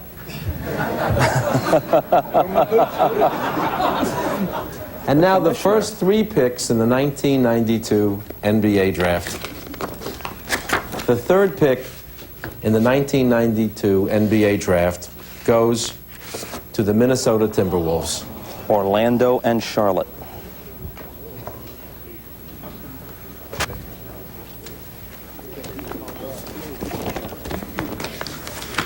The 2nd pick in the 1992 NBA Draft goes to the Charlotte Hornets. And that means Orlando's got it.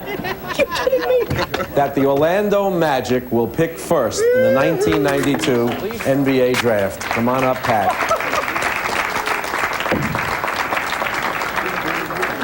Pat Williams, the colorful former GM of the Philadelphia 76ers, has been with the Orlando Magic from the inception of the franchise, and now his team owns the #1 pick in the June 24th draft. We'll talk with Pat right after this message from Prudential and a word from the NBA.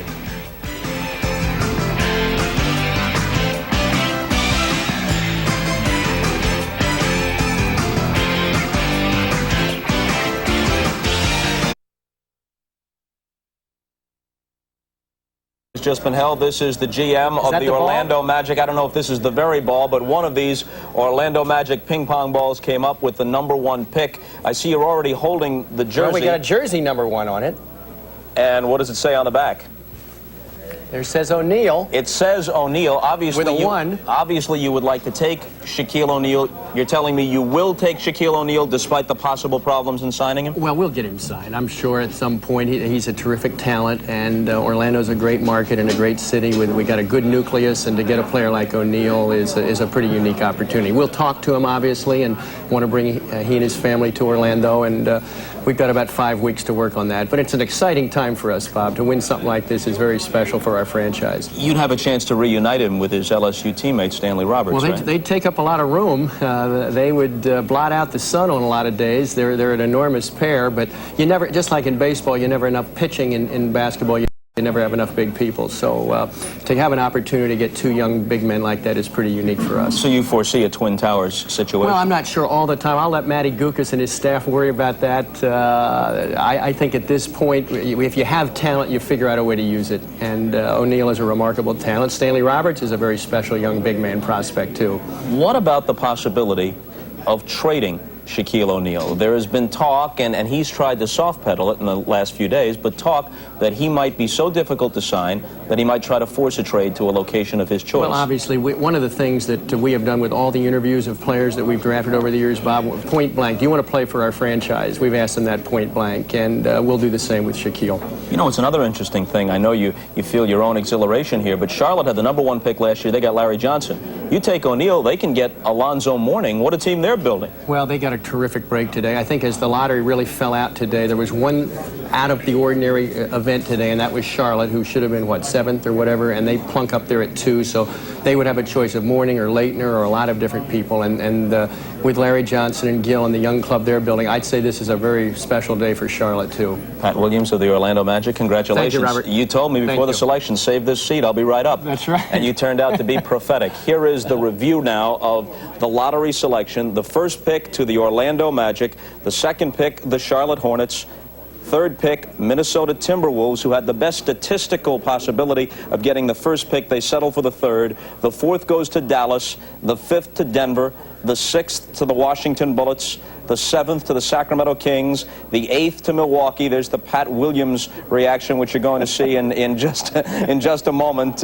We have it on replay. What did I say? Eighth to Milwaukee, the ninth to the Philadelphia 76ers, the 10th to the Atlanta Hawks, and the 11th pick, as expected, to the Houston Rockets. They had only one chance in 66 of nabbing the #1 selection. And we'll return with second half action. The Bulls over the Knicks, 56-51. There's that reaction I was telling you about. Pat Williams, yes, the Orlando Magic. They have the #1 pick in the 1992 NBA draft. It's the Bulls over the Knicks in Game 7 from Chicago by 5. And we're back to Marv, Mike, and Magic after these messages from your local station. This has been the Prudential Halftime Report, brought to you by the companies of the Prudential.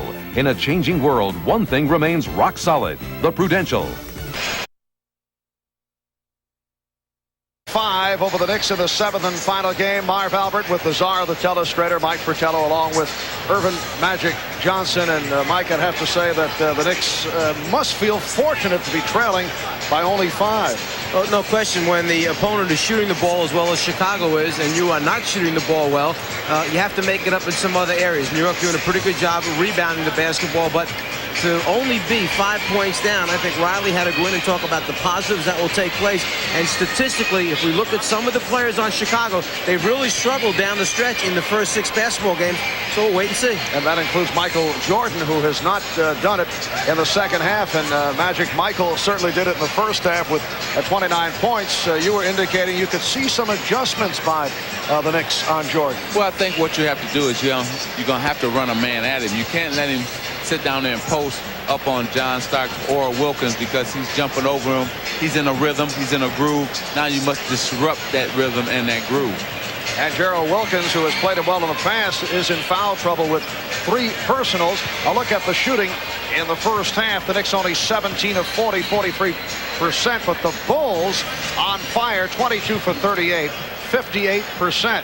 We check out today's Miller Genuine Draft halftime statistics. Knicks have done it on the boards once again with a 22-15 edge, sparked by Charles Oakley, who has been leading the way. Oakley with 7 rebounds in all. Right now, let's go to Ahmad Rashad, who is with New York Knicks coach Pat Riley. All right, thanks, Marv. Pat, Chicago threw everything at you at the first half. You guys withstood it. You're only 5 points down. Well, we have to feel like we're in a pretty good position, Ahmad, but if we adhere to our defensive principles this second half and continue to hammer on the board, then I think we got a great shot at this. All right, good luck to you in the second half, Pat. Thank you. Back to you, Marv. All right, it is a 5-point differential at halftime. Michael Jordan leading the way with 29. We'll be back in Chicago after these words. This capacity crowd at Chicago Stadium looking to pump up the home team. Patrick Ewing with 14, Mark Jackson with 10, Michael Jordan leading Chicago with 29 points. His high in this series, he had a 37-point game in Game 5. His all-time playoff high, you recall, 63 points. Ewing rebounded by Jordan. Here's Pippen.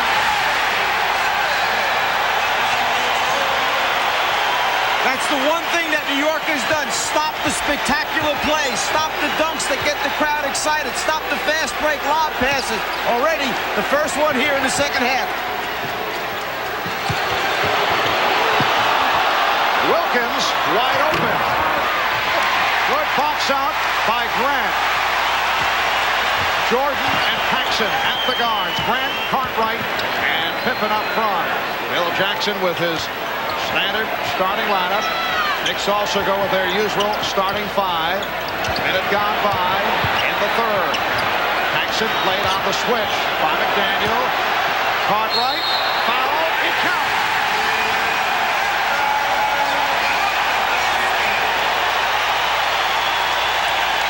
A few moments ago, Chicago got out early in transition, and these type of plays, a high lob, can get a team excited, a crowd excited.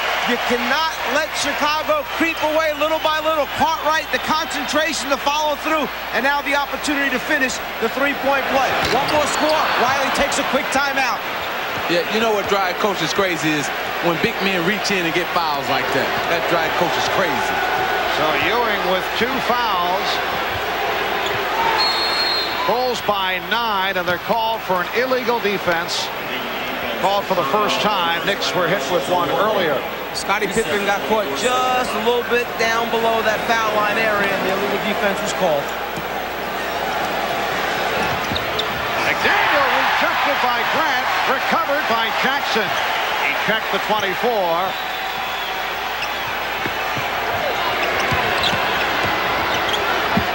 Jackson from downtown. Oh, this is a tough call. Hugh Holland's right there. And he says last touch by the Bulls. So the Knicks maintain possession. You know, sometimes coaches talk about scrambling on defense. Well, right now, the Bulls are scrambling. That means that you're active. That means that you don't really know where you might be on the next pass, but somebody better get there quick and then cover for your teammate if he covers for you. And that's what Chicago's doing so well right now, scrambling and covering for each other. Xavier McDaniel with 10 points. The Bulls 60 and the Knicks 53. Well, their rotation is very good. The Chicago Bulls defensive rotation is very good.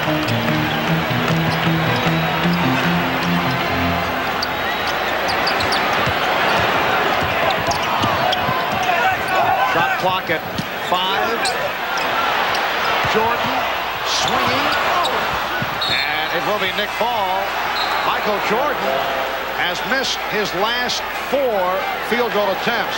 We talked about they had to do something different with Michael. They double-teamed him that time, and X-Man made him shoot an air ball. And so you see Riley coming out second half, and a shot by Ewing right there. Good pass by Mark Jackson, too, the seam. But they are changing their defense on him, it looks like. 5-point Chicago lead. And Pippen will inbound.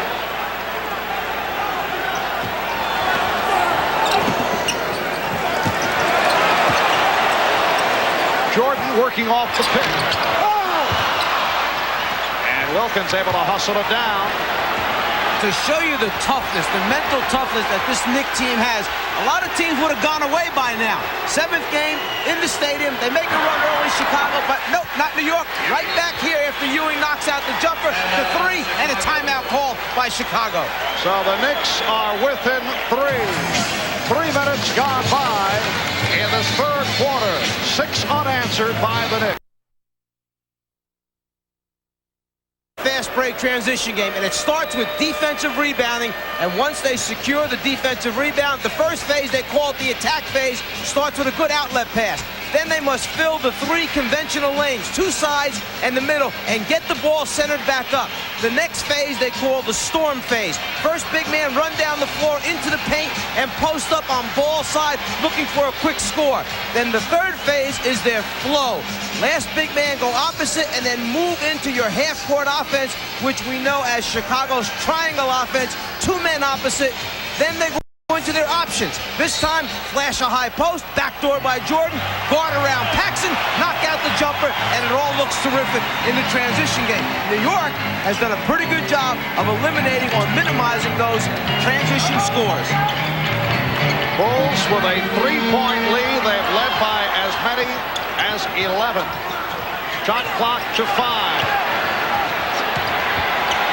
Down to 1. Paxson. Oh, that's a crusher because the Knicks defensive sequence made it very difficult for the Bulls. Well, Pat Riley can live with that.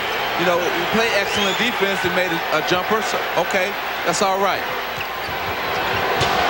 Ewing rebounded by Pippen. Paxson in the open floor, gives it back. And a foul. Jordan was hit on the drive by Ewing. That's 3 on Ewing. This is the initial phase, that attack phase of the fast break. Get the ball out in front, get those first 3 people down the floor. Pippen to Paxson to Jordan. The first 3 filling, the foul by Ewing. Michael Jordan, 9 for 9 from the line, 83% free throw shooter during the season.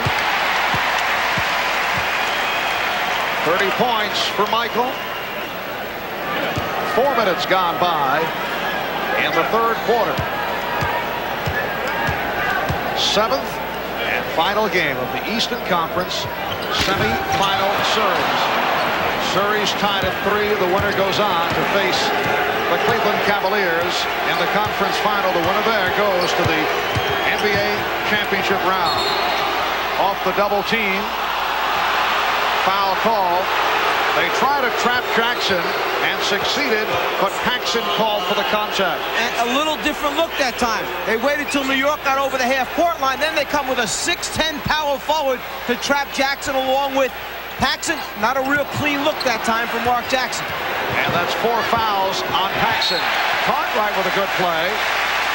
Knicks will inbound with 14 on the 24. Let's see, Mark Jackson has to take that ball maybe 2 more dribbles down, and then Patrick Ewing would have had a dunk if he could have delivered the ball. Jackson. McDaniel. And his pass picked off by Grant.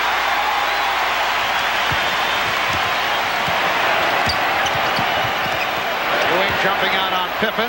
Left Cartwright open for an instant. Here's Pippen. Bulls have to reset it. He stepped out. It will be New York ball. New York bouncing right back with another outstanding defensive sequence, producing the turnover, the baseline drive, and the foot touches the line. Great call by Jake O'Donnell. He's the best in the business, you know, but right now, it's not in the first half and first quarter we had a real fast pace, and now this pace is the New York pace. It's a slow down game. There's a lot of turnovers, and it's going to a walk now. And when it goes to a walk, it favors New York. They love this type of pace. Wilkins able to recover, and he's fouled. Grant going for the rejection, call for his second.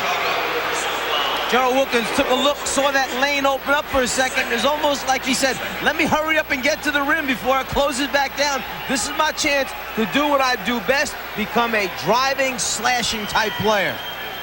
Gerald Wilkins at the line, shooting 2. Wilkins making his first appearance at the line. He's hit 2 of 6 from the field. Picked up the early fouls, went to the bench.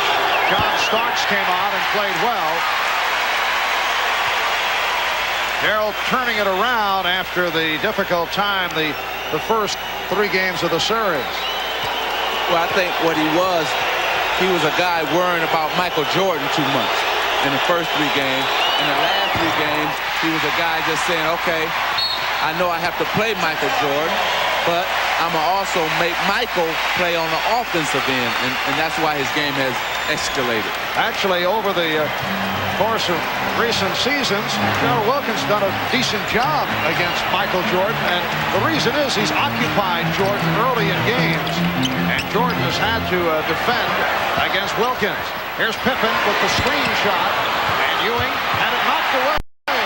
Grant with the steal. Well, Ewing lost it because he was casual with the rebound. Paxson, rare to see him off the dribble, and it's tipped home.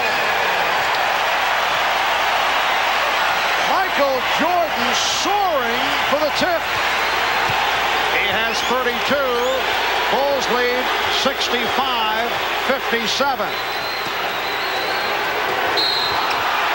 Foul called on Ewing.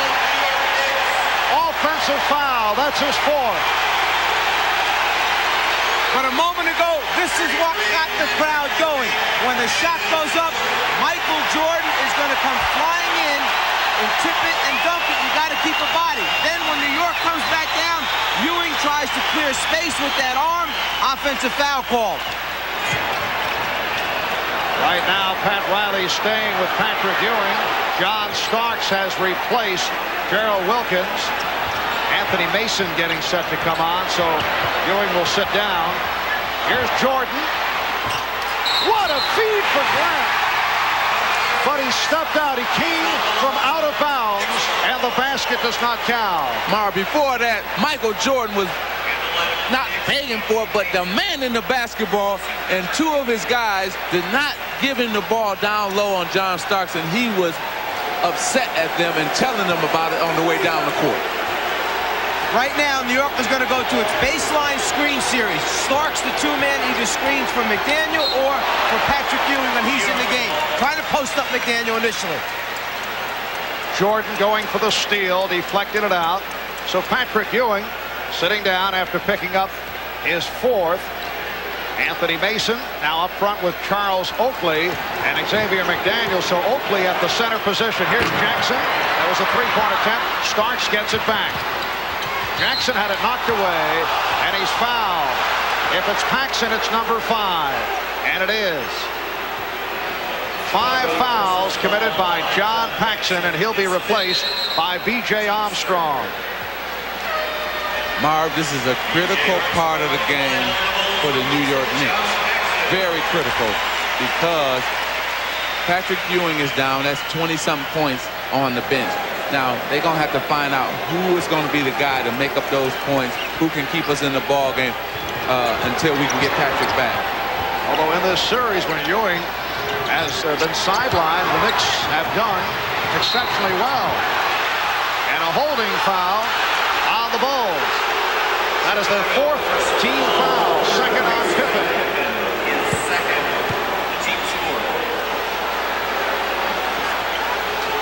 X-Man, the guy they're trying to post up, that's the score they want to go to right now. But in the double team, you see the grab of the wrist. Jordan got a piece of that shot from Starks. Double pump. McDaniel blocked. Here's Oakley. He's blocked and fouled. But you have to like the Chicago defense. 3 blocked shots in that one possession. Boy, you think you got it. Here come Horace Grant. I'm going to block your shot. Here come Oakley. He said, okay, I got it. No, here come Grant again.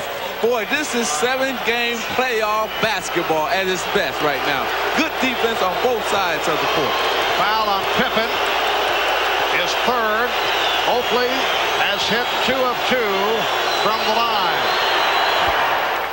Chicago with 6 blocked shots. You know, most times blocked shots take place from a defensive player away from the actual ball. It's a guy helping out, a guy rotating over. Not too many times you get a straight-up block on the guy you're guarding. And Chicago, with Grant, Pippen, and Jordan flying all over the court. I mean, when you go up to shoot it, you have to have eyes behind your head before you let it go. Exactly. It's the Bulls 65, the Knicks 59. We're just under 5 minutes remaining. Third quarter. Marv Albert, Mike Fratello, Magic Johnson, and Ahmad Rashad from Chicago. Backdoor pass deflected out by the Knicks. You know what, Marv? I don't like that with Cartwright going backdoor. Right now, you got Oakley on him. Hey, take Oakley. He's too small to handle Bill Cartwright. Cartwright should be more often-minded. Now they take Cartwright out. Well, now it's an even-Steven game now. So I thought maybe they should have left him in to go at Oakley. Well, Stacey King has come on for Bill Cartwright. King missed the first 2 games of the series with the flu. Sat out Thursday night with a bad throat. Here's Jordan splitting through. Jordan with the steal. And then it's stolen by Starks. McDaniel chased by Jordan. It's a clean block. Whose game is it? It's Michael Jordan's game. And that's why Magic said before, he was demanding the basketball from his teammates. He knows right now he's got it, he feels it, he splits the potential trap, and then after scoring, comes right back with a terrific defensive play. Do it all. Last touch by Starks. That was one of the most remarkable sequences that you will see. Michael Jordan doing it in every phase of the game. First the bucket, then the steal, then he lost it, and then he's able to hustle back and come up with the rejection. Knicks have missed their last 6 field goal attempts. We come up on 4 minutes to go. In the third, Bulls lead 67-59. Shot clock running down. Armstrong hits from downtown. And the Knicks call for time.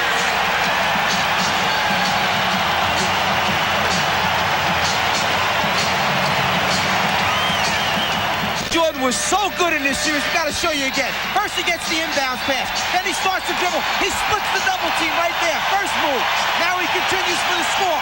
Then he turns around and looks for the basketball, picks it off like a wide defensive back in football, but loses it. Still hustles back and makes up with effort by preventing the sure layup for the New York Knicks. Because 2 days off, recharged his battery, his energy level is up. And Chicago in the midst of a 10-2 run. They go to pressure. Obviously, Pat Riley feels this is the ball game right here. He has sent Patrick Ewing back onto the floor with the 4 fouls. Yes, this is it. 7th game. This is for everything. I mean, you got to play him right now. Here's Starks. He was hit by Jordan. Yes, and it counts. And he gets the call on the continuation. So Starks will go to the line. That is the first foul charge to Michael Jordan. Well, you couldn't ask for anything better. You have to go back with Ewing because the game is on the line now. You win or lose it right here. Then Starks comes out of the timeout. You want a deuce? How about a chance to get 3 if Starks converts the free throw? All of a sudden, the deficit back below double digits once again. The Knicks had not scored a field goal in 5 minutes and 12 seconds prior to that bucket by John Starks. You recall, in Game 6 Thursday night, Knicks opening up with a 13-0 run in the fourth quarter against the Bulls. They went 6-10 without scoring at all. If you're Chicago right now, you got to be saying inside your head, you know what? These guys don't go away. We keep looking up at the board, and they're still there. Hey, it's a lot of time, a lot of basketball be played still. Here's Jordan with the pull-up. Air ball recovered by Pippen. And Jake O'Donnell, very emphatic about his call, says loose ball foul on Starks.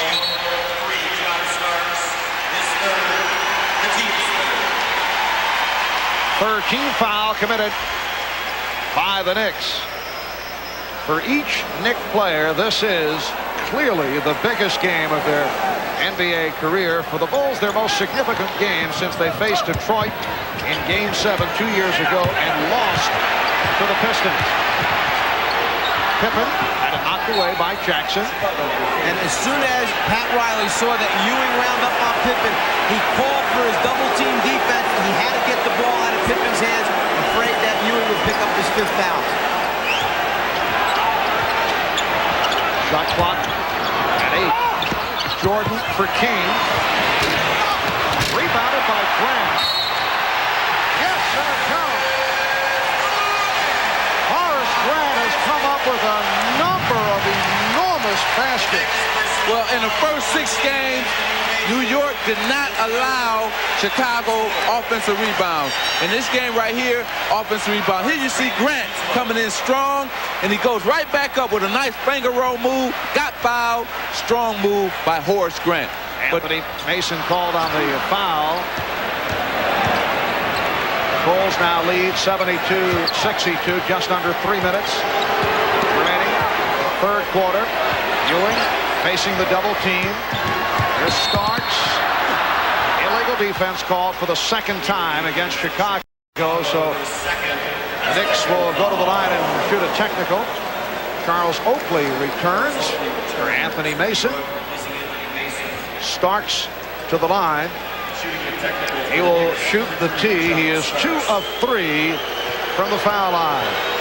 John Starks, a man who played at 4 colleges in 4 years. Back in 88-89, he appeared in 36 games for Golden State, had stints in the CBA and the USBL, emerged last year as a valuable member of the Knicks and has really come on this season. You know, that sounds like a man who really wanted to play in the NBA to me. His itinerary very similar to Anthony Mason. Grant with the rejection. For Horace Grant, his 4th block shot. For the Bulls, their 7th rejection for the game.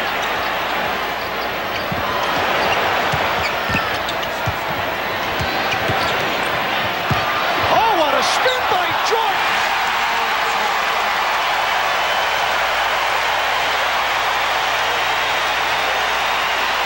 You know, Marv, that time he spun away from the double team, caught Ewing coming at him, and went up underneath. Great move. Grant with the steal. Michael Jordan with 36. He has shown the way.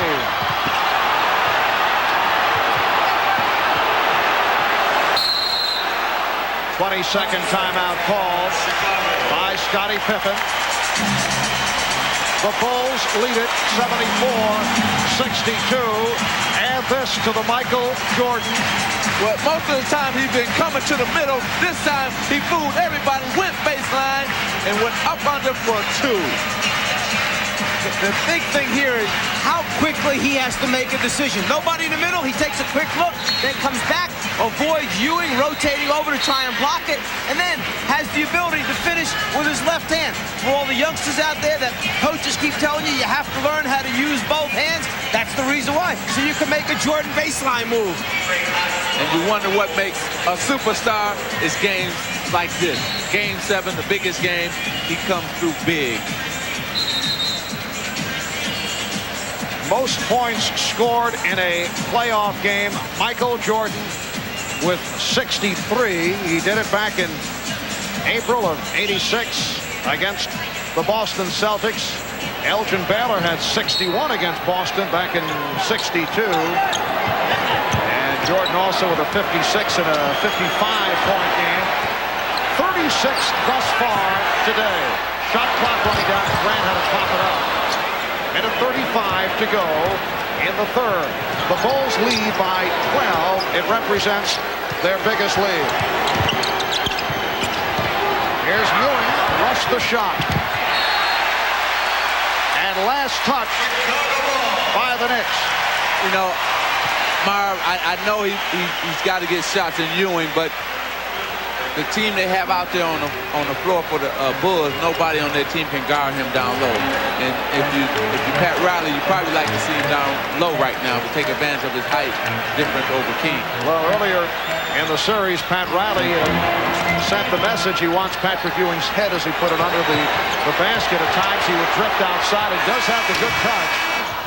But Ewing has settled for jump shots once again and has not been a force in the game this afternoon. He has 18 points, but his presence has not been felt. Pippen with the rebound. 2-on-1. Armstrong for King and the foul.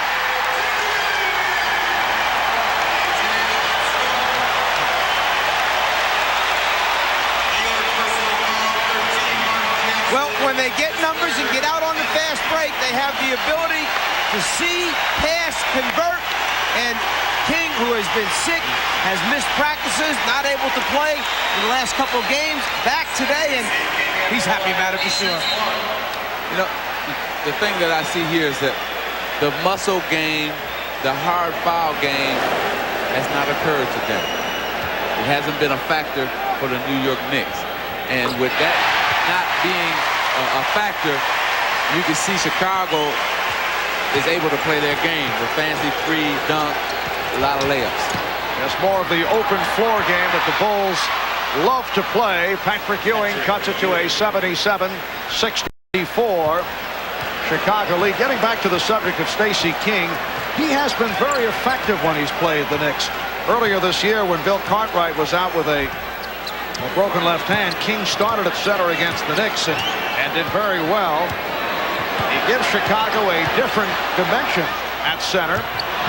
Shot clock at 2, down to 1. Armstrong. Oh, another big bucket for B.J. Armstrong. 3 seconds to go. Third quarter. Starks gets it down. Wilkins gets it off. After 3 in Chicago, led by Michael Jordan, who has scored 36. The Bulls with their biggest lead, not only of the game, but of this series. Bulls 79, the Knicks 64. We'll be back after these messages and a word from your local station.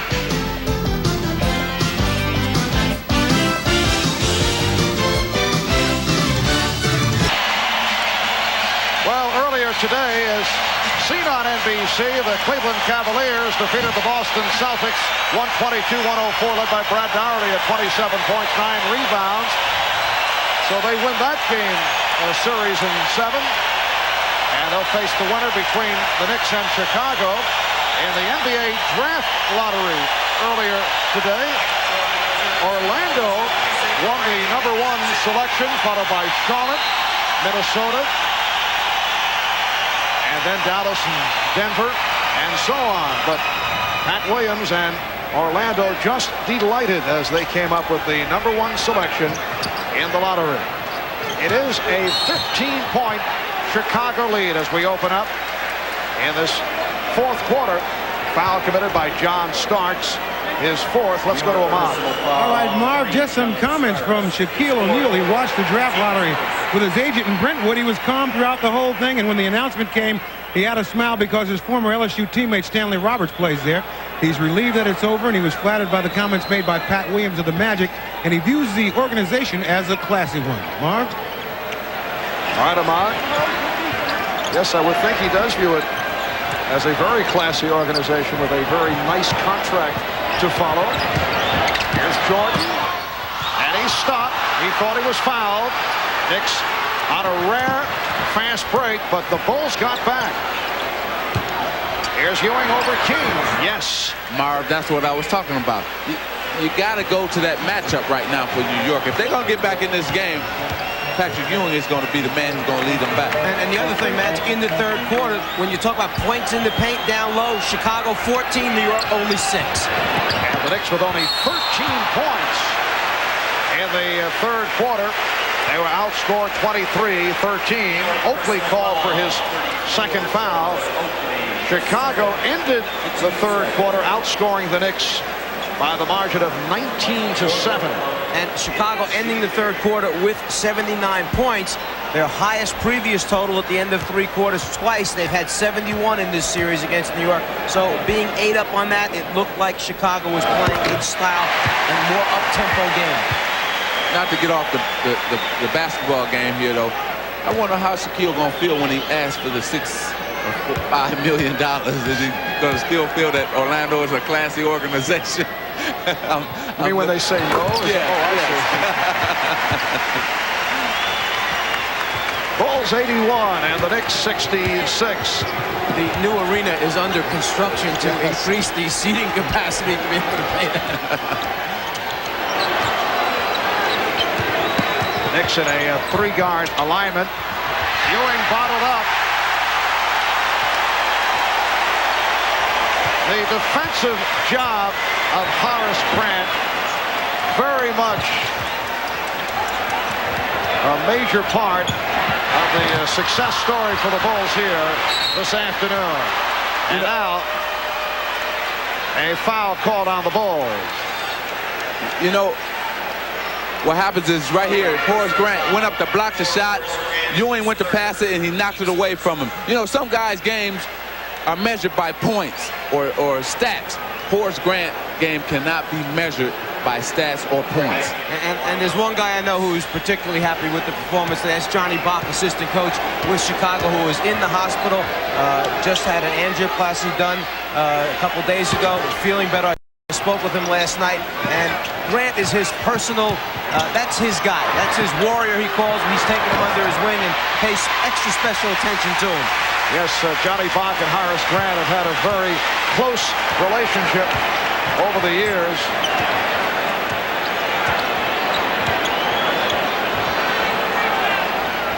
Patrick Ewing only 8 for 20 from the field, not getting quality shots in the second half. Wilkins with the box out. Starks, Wilkins, and now Anthony in the 3-guard setup. McDaniel and King with the rebound.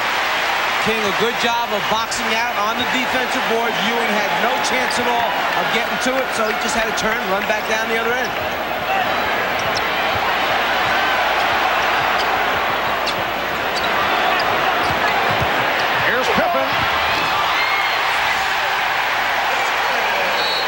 Pat Riley very upset. He felt there should have been a charge on Pippen. That was one of those no harm, no foul calls as Ewing tried to pick up the foul against Pippen, and no call was made. And I think Pat's point there is, look, we've heard about all this complaining about the hard fouls that we take. When we play good defense, don't try to hurt anybody, step in and take a charge, then call it. Genuine Draft presents Genuine Memories. Guy standing right over him. Well, today's Miller Genuine Draft Genuine Memory takes us back to Game 5 of the 1970 NBA Championship Series. Knicks captain Willis Reed went down with the injured hip. Willis missed Game 6, but heroically came back in Game 7, leading the Knicks to the championship against the Los Angeles Lakers at Madison Square Garden. Reed came out, hit those 2 early inspirational jump shots, played briefly, but it turned out that was enough. And in recognition of this memorable moment, Miller Genuine Draft donates $1,000 to the Thurgood Marshall Scholarship Fund. 3 minutes gone by in the fourth quarter. The Bulls lead 83-66. The pass could not be handled by Ewing. Frank Hodges has checked back in, as has Scott Williams, and the Bulls go with a 3-guard alignment. Yeah, New York now understanding that the clock is against them. They need points on the board. They got a small team in there trying to force some turnovers, get some quickness on the floor, and get down and get some shots up. Foul on Xavier McDaniel. A reminder, tonight, it's an all-new special 2-hour edition of Unsolved Mystery. UFOs, ghosts, murder mysteries, and then NBC brings you a motion picture event based on the #1 bestseller, Fooled Out, starring Ed Asner, Blythe Danner, Dennis Farina. That's coming your way tonight here on NBC. Michael Jordan with 40 points. The Bulls lead 85-66, and a blocking foul charge to Armstrong. This has probably been his easiest 40 points that he has gotten probably against the Knicks.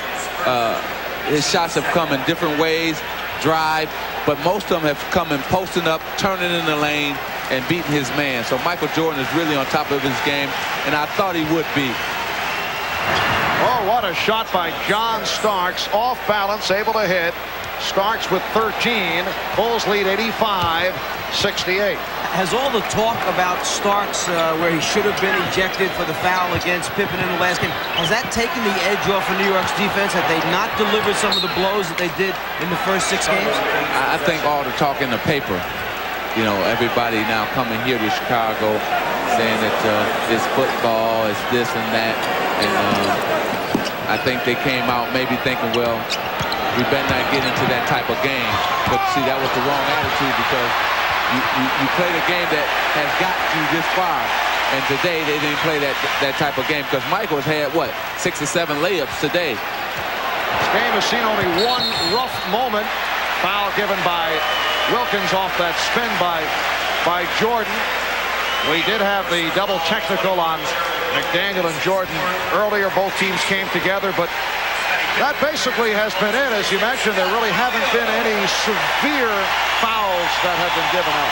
You know, as you watch what's taking place out here today, we've heard about the beautiful flow and movement of the Chicago offense. And then last year we used to hear about how the LA Laker offense was so stagnant. It was just Magic going down and making decisions. Well, I see Jordan down there making a lot of decisions. It looks kind of similar. Bill Cartwright extending to an 87-68 lead. 7:20 remaining in the 4th quarter. Wilkins, and the foul, a hold on Jordan, who does not like the call. Well, he felt that Ewing grabbed him instead of like the referee thought that he grabbed Ewing. Here it is right here. See, Ewing grabbed Michael in the back of the jersey and said, get out of here. You don't belong down here with the big men. And let's remember, Michael does have 1 technical on him already. The next one, he's in the locker room early. I don't think today. You think they maybe remember that, right? Oh, Armstrong and Starks want to go at each other. B.J. Armstrong pointing in the direction of John Starks. That's number 5 on Starks. Now, here's how this developed. Let's take a look. B.J. trying to take away the path under the basket, so Starks changes direction and throws B.J. down to the floor. You know what? Everybody wants to pick on B.J. He looks like he's 12 years old out there on the floor. I asked Scottie Pippen before the game, would he attempt to deal a payback to Starks for that flagrant foul the other day. Hopkins with a 2-pointer, and the Bulls just rolling it up. Well, Pippen said he would not get involved early, but if it's a blowout, he said he might be looking for Starks. 6:48 remaining in the 4th.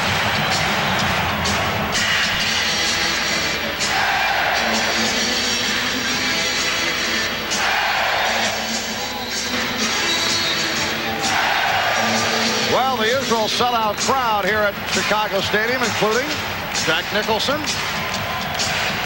I guess he wanted to see a big ball game, making the trip from Los Angeles. No, he's here finishing up the Jimmy Hoffa story. That's what I said. I guess he had a movie locally, and he wanted to see a big ball game. I wonder if he'd give Coach Fratello a part in that new movie. as a villain. What part would you like him to give it? Is it a monster movie? Starks not able to hit. Rebounded by Cartwright. The Knicks with only 17 points in the second half. They had 13 in the third quarter. 6:25 remaining in the fourth. The Cleveland Cavaliers waiting in the wings after beating Boston earlier today off the strip. Anthony able to get it down. Here's Wilkins. That's a two-point shot for Gerald Wilkins. It's put on the line. Michael Jordan indicating, let's settle down here. Big lead, but you never know. It's a 19-point advantage, but much time remaining. Backdoor pass for Grant. Well, this time it worked. Well, you still have to be on the attack mode. That's what Michael was saying. Let's slow it down, but we still got to attack. You know, I think the Chicago Bulls want to blow them out to just prove a point to the New York Knicks. And also perhaps to the rest of the NBA looking on and seeing that the Bulls could be vulnerable after they have been extended to 7 games by the Knicks. I think that teams feel a little better now, like Cleveland. I feel better playing against them now. But, you know, Cleveland don't have the personnel to play the same type of game as in New York, but they have better offensive players. Armstrong off the break. So the Bulls open up a 93-70 lead as we come up on 5 minutes remaining, fourth quarter. It's got to be one of the worst feelings when you know it's bad and it's getting worse and there's not a whole lot you can do about it. Foul committed by Jordan. And Mark Jackson returns, replacing Greg Anthony. Well, how many times in this series have you seen the Chicago Bulls run out this easy and not be contested on layups, and not too often? Well, the biggest game, the most important game, it just hasn't happened for the Knicks in terms of fouls and what the Knicks did to the Bulls have done to the Knicks today. Team defense, they've rebounded the ball, and they got some easy layups because of those two factors. And Michael Jordan came out asserting himself. The Bulls shooting just under 59% for the game. The crowd bidding the Knicks goodbye with 4:55 remaining in the fourth quarter. And the foul called on the Knicks. It's called on Ewing. That is his 5th.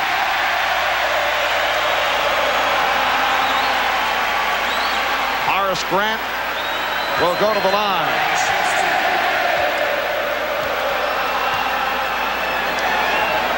Horace Grant in his 5th season out of Clemson, usually among the leaders in shooting percentage, and has come up with a very strong performance. See the Band-Aid? That is the result of one of many Knick blows that were dealt during the course of this series.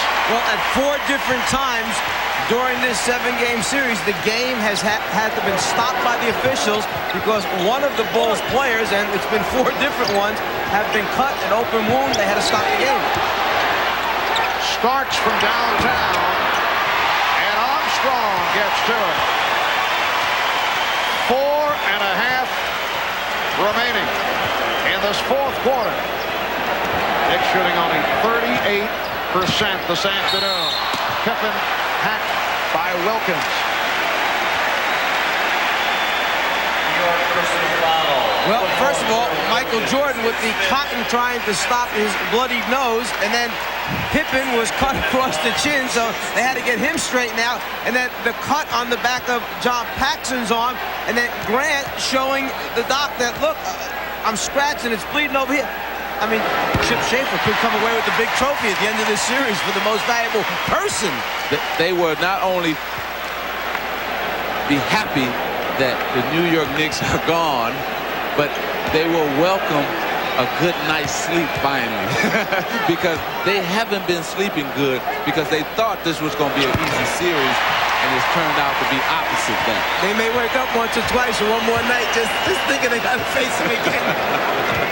Well, a Knick victory over Chicago in this series would have ranked as McDaniel hits on the reverse stuff. And here's it from the crowd.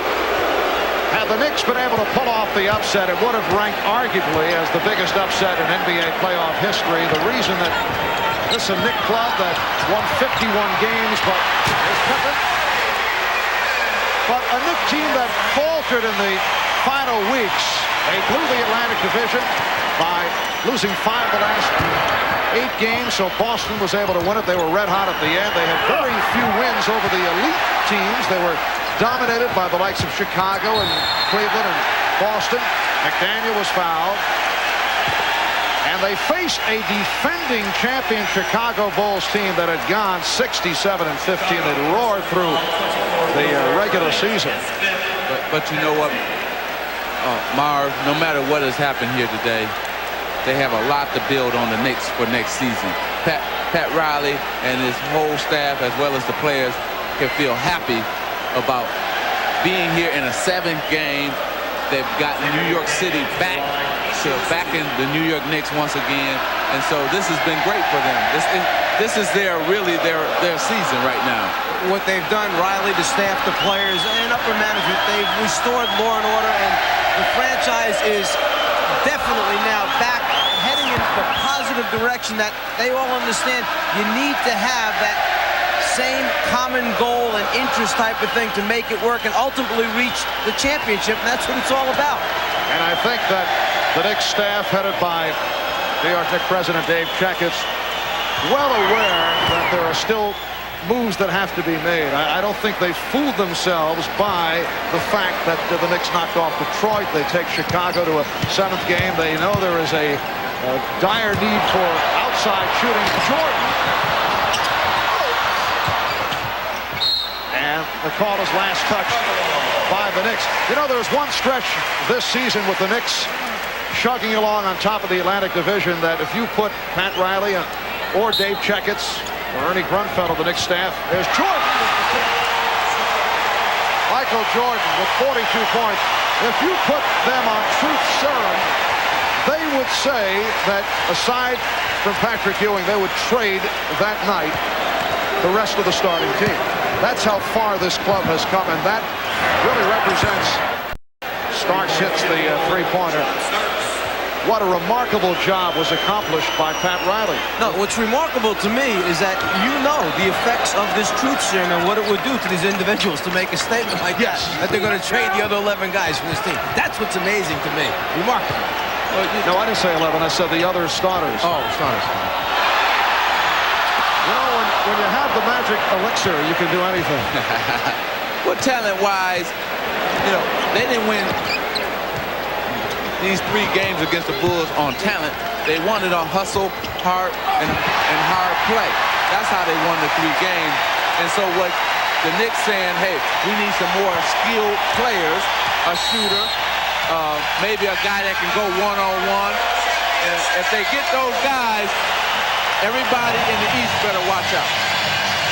And this crowd providing a standing ovation for the Chicago. Fast here in Chicago, doesn't it? Benny the Bull right on the scene. Well, Chicago will move on to face Cleveland for the Eastern Conference Final. And over the regular season, the Bulls did take 3 out of 5. However, that last meeting, April 14th, the Cleveland Cavaliers won by 15, but Michael Jordan was sidelined by injury. And if you want to talk about that last game and the other games, Michael Jordan is averaging over 40 points against the Cleveland Cavaliers during the regular season. And so if you say 115 to 100 and add 40 points, that's 140. So it would have been 5-0. So that's Cleveland's main problem is Michael Jordan. Here's Grant. Shot clock running down. It's a one count, 24-second violation. I guess Michael doesn't look worn down. That was the feeling coming into today's game, but he has erupted, as has Scottie Pippen, who has come up with a triple-double, 17 points, 11 rebounds, and 10 assists. Armstrong. B.J. Armstrong has been a major factor. Michael Jordan sitting it out the rest of the way, finishes with 42 points on 15 of 29 from the floor. So the Bulls blowing out the Knicks to win game number 7. We're down to 1:28 remaining in the fourth quarter. A reminder tonight, right here on NBC, it's All Real Mystery Night. First, a special new 2-hour edition of Unsolved Mysteries, and then a world premiere event ruled out based on the true story of a shocking family murder. The book, the current #1 bestseller. That's tonight, right here on NBC. Crowd applauding the efforts of Horace Grant. 14 points, 6 rebounds, 4 block shots. My question right now is, Jordan's out, Grant's out. With Pippen's ankle the way it is, I don't take a chance right now. Pippen's on the bench. This game is over. Long way to go yet for another championship. Get him out of the game before something happens that shouldn't happen. This is still a bitter rivalry, and if he goes to the basket or something, they're going to still slam him to the ground. I'm with you on that one, because you remember, you got one day in between the game. Tuesday comes in 2 days, so get him on the bench, and the game is over, and you had a good night. And I don't know if he's trying to save him for an ovation or what, but he should be on the bench right now. And it is another standing ovation for the Chicago Bulls. 33 seconds remaining. Start. Call for the foul. You know, we've paid tribute to the New York Knicks and Pat Riley and the job they've done, and they've established it with rebounding and great defense. But let's not forget this Chicago Bulls team, and all we talked about last year on the way to the finals and the championship was this great defense that they had, this scrambling, pressing, trapping defense that forced turnovers and then easy scores. And 79 points on the board right now for New York. I think they made a defensive statement today. Well, what they found out in this series is that winning back-to-back is not going to be easy for them. This is 7-game series. The next series might be 7, and whoever they play in the finals is going to give them all they want to if they get that far. So what all this is going to make them is a stronger team, I believe, in the next round against Cleveland. So, yes, our hats go off to the Chicago Bulls on a game what they needed, their stars. Pippen and Jordan came through, but I think the unsung hero here was Grant. He did all the little things, all the nasty things that go unwritten about. Bernard Winchester hitting that jump shot for the Knicks to make it 106-81, and the Bulls just running it down as they hear it from the crowd. A three-pointer to conclude matters. Bulls 109, Knicks 81. And players come together here in the final seconds. Only 0.8 of a second remain. And Livingston to the line. This is something here. I tell you what, I wouldn't want to be in this series next season, because it's going to be a war in the regular season with these two teams.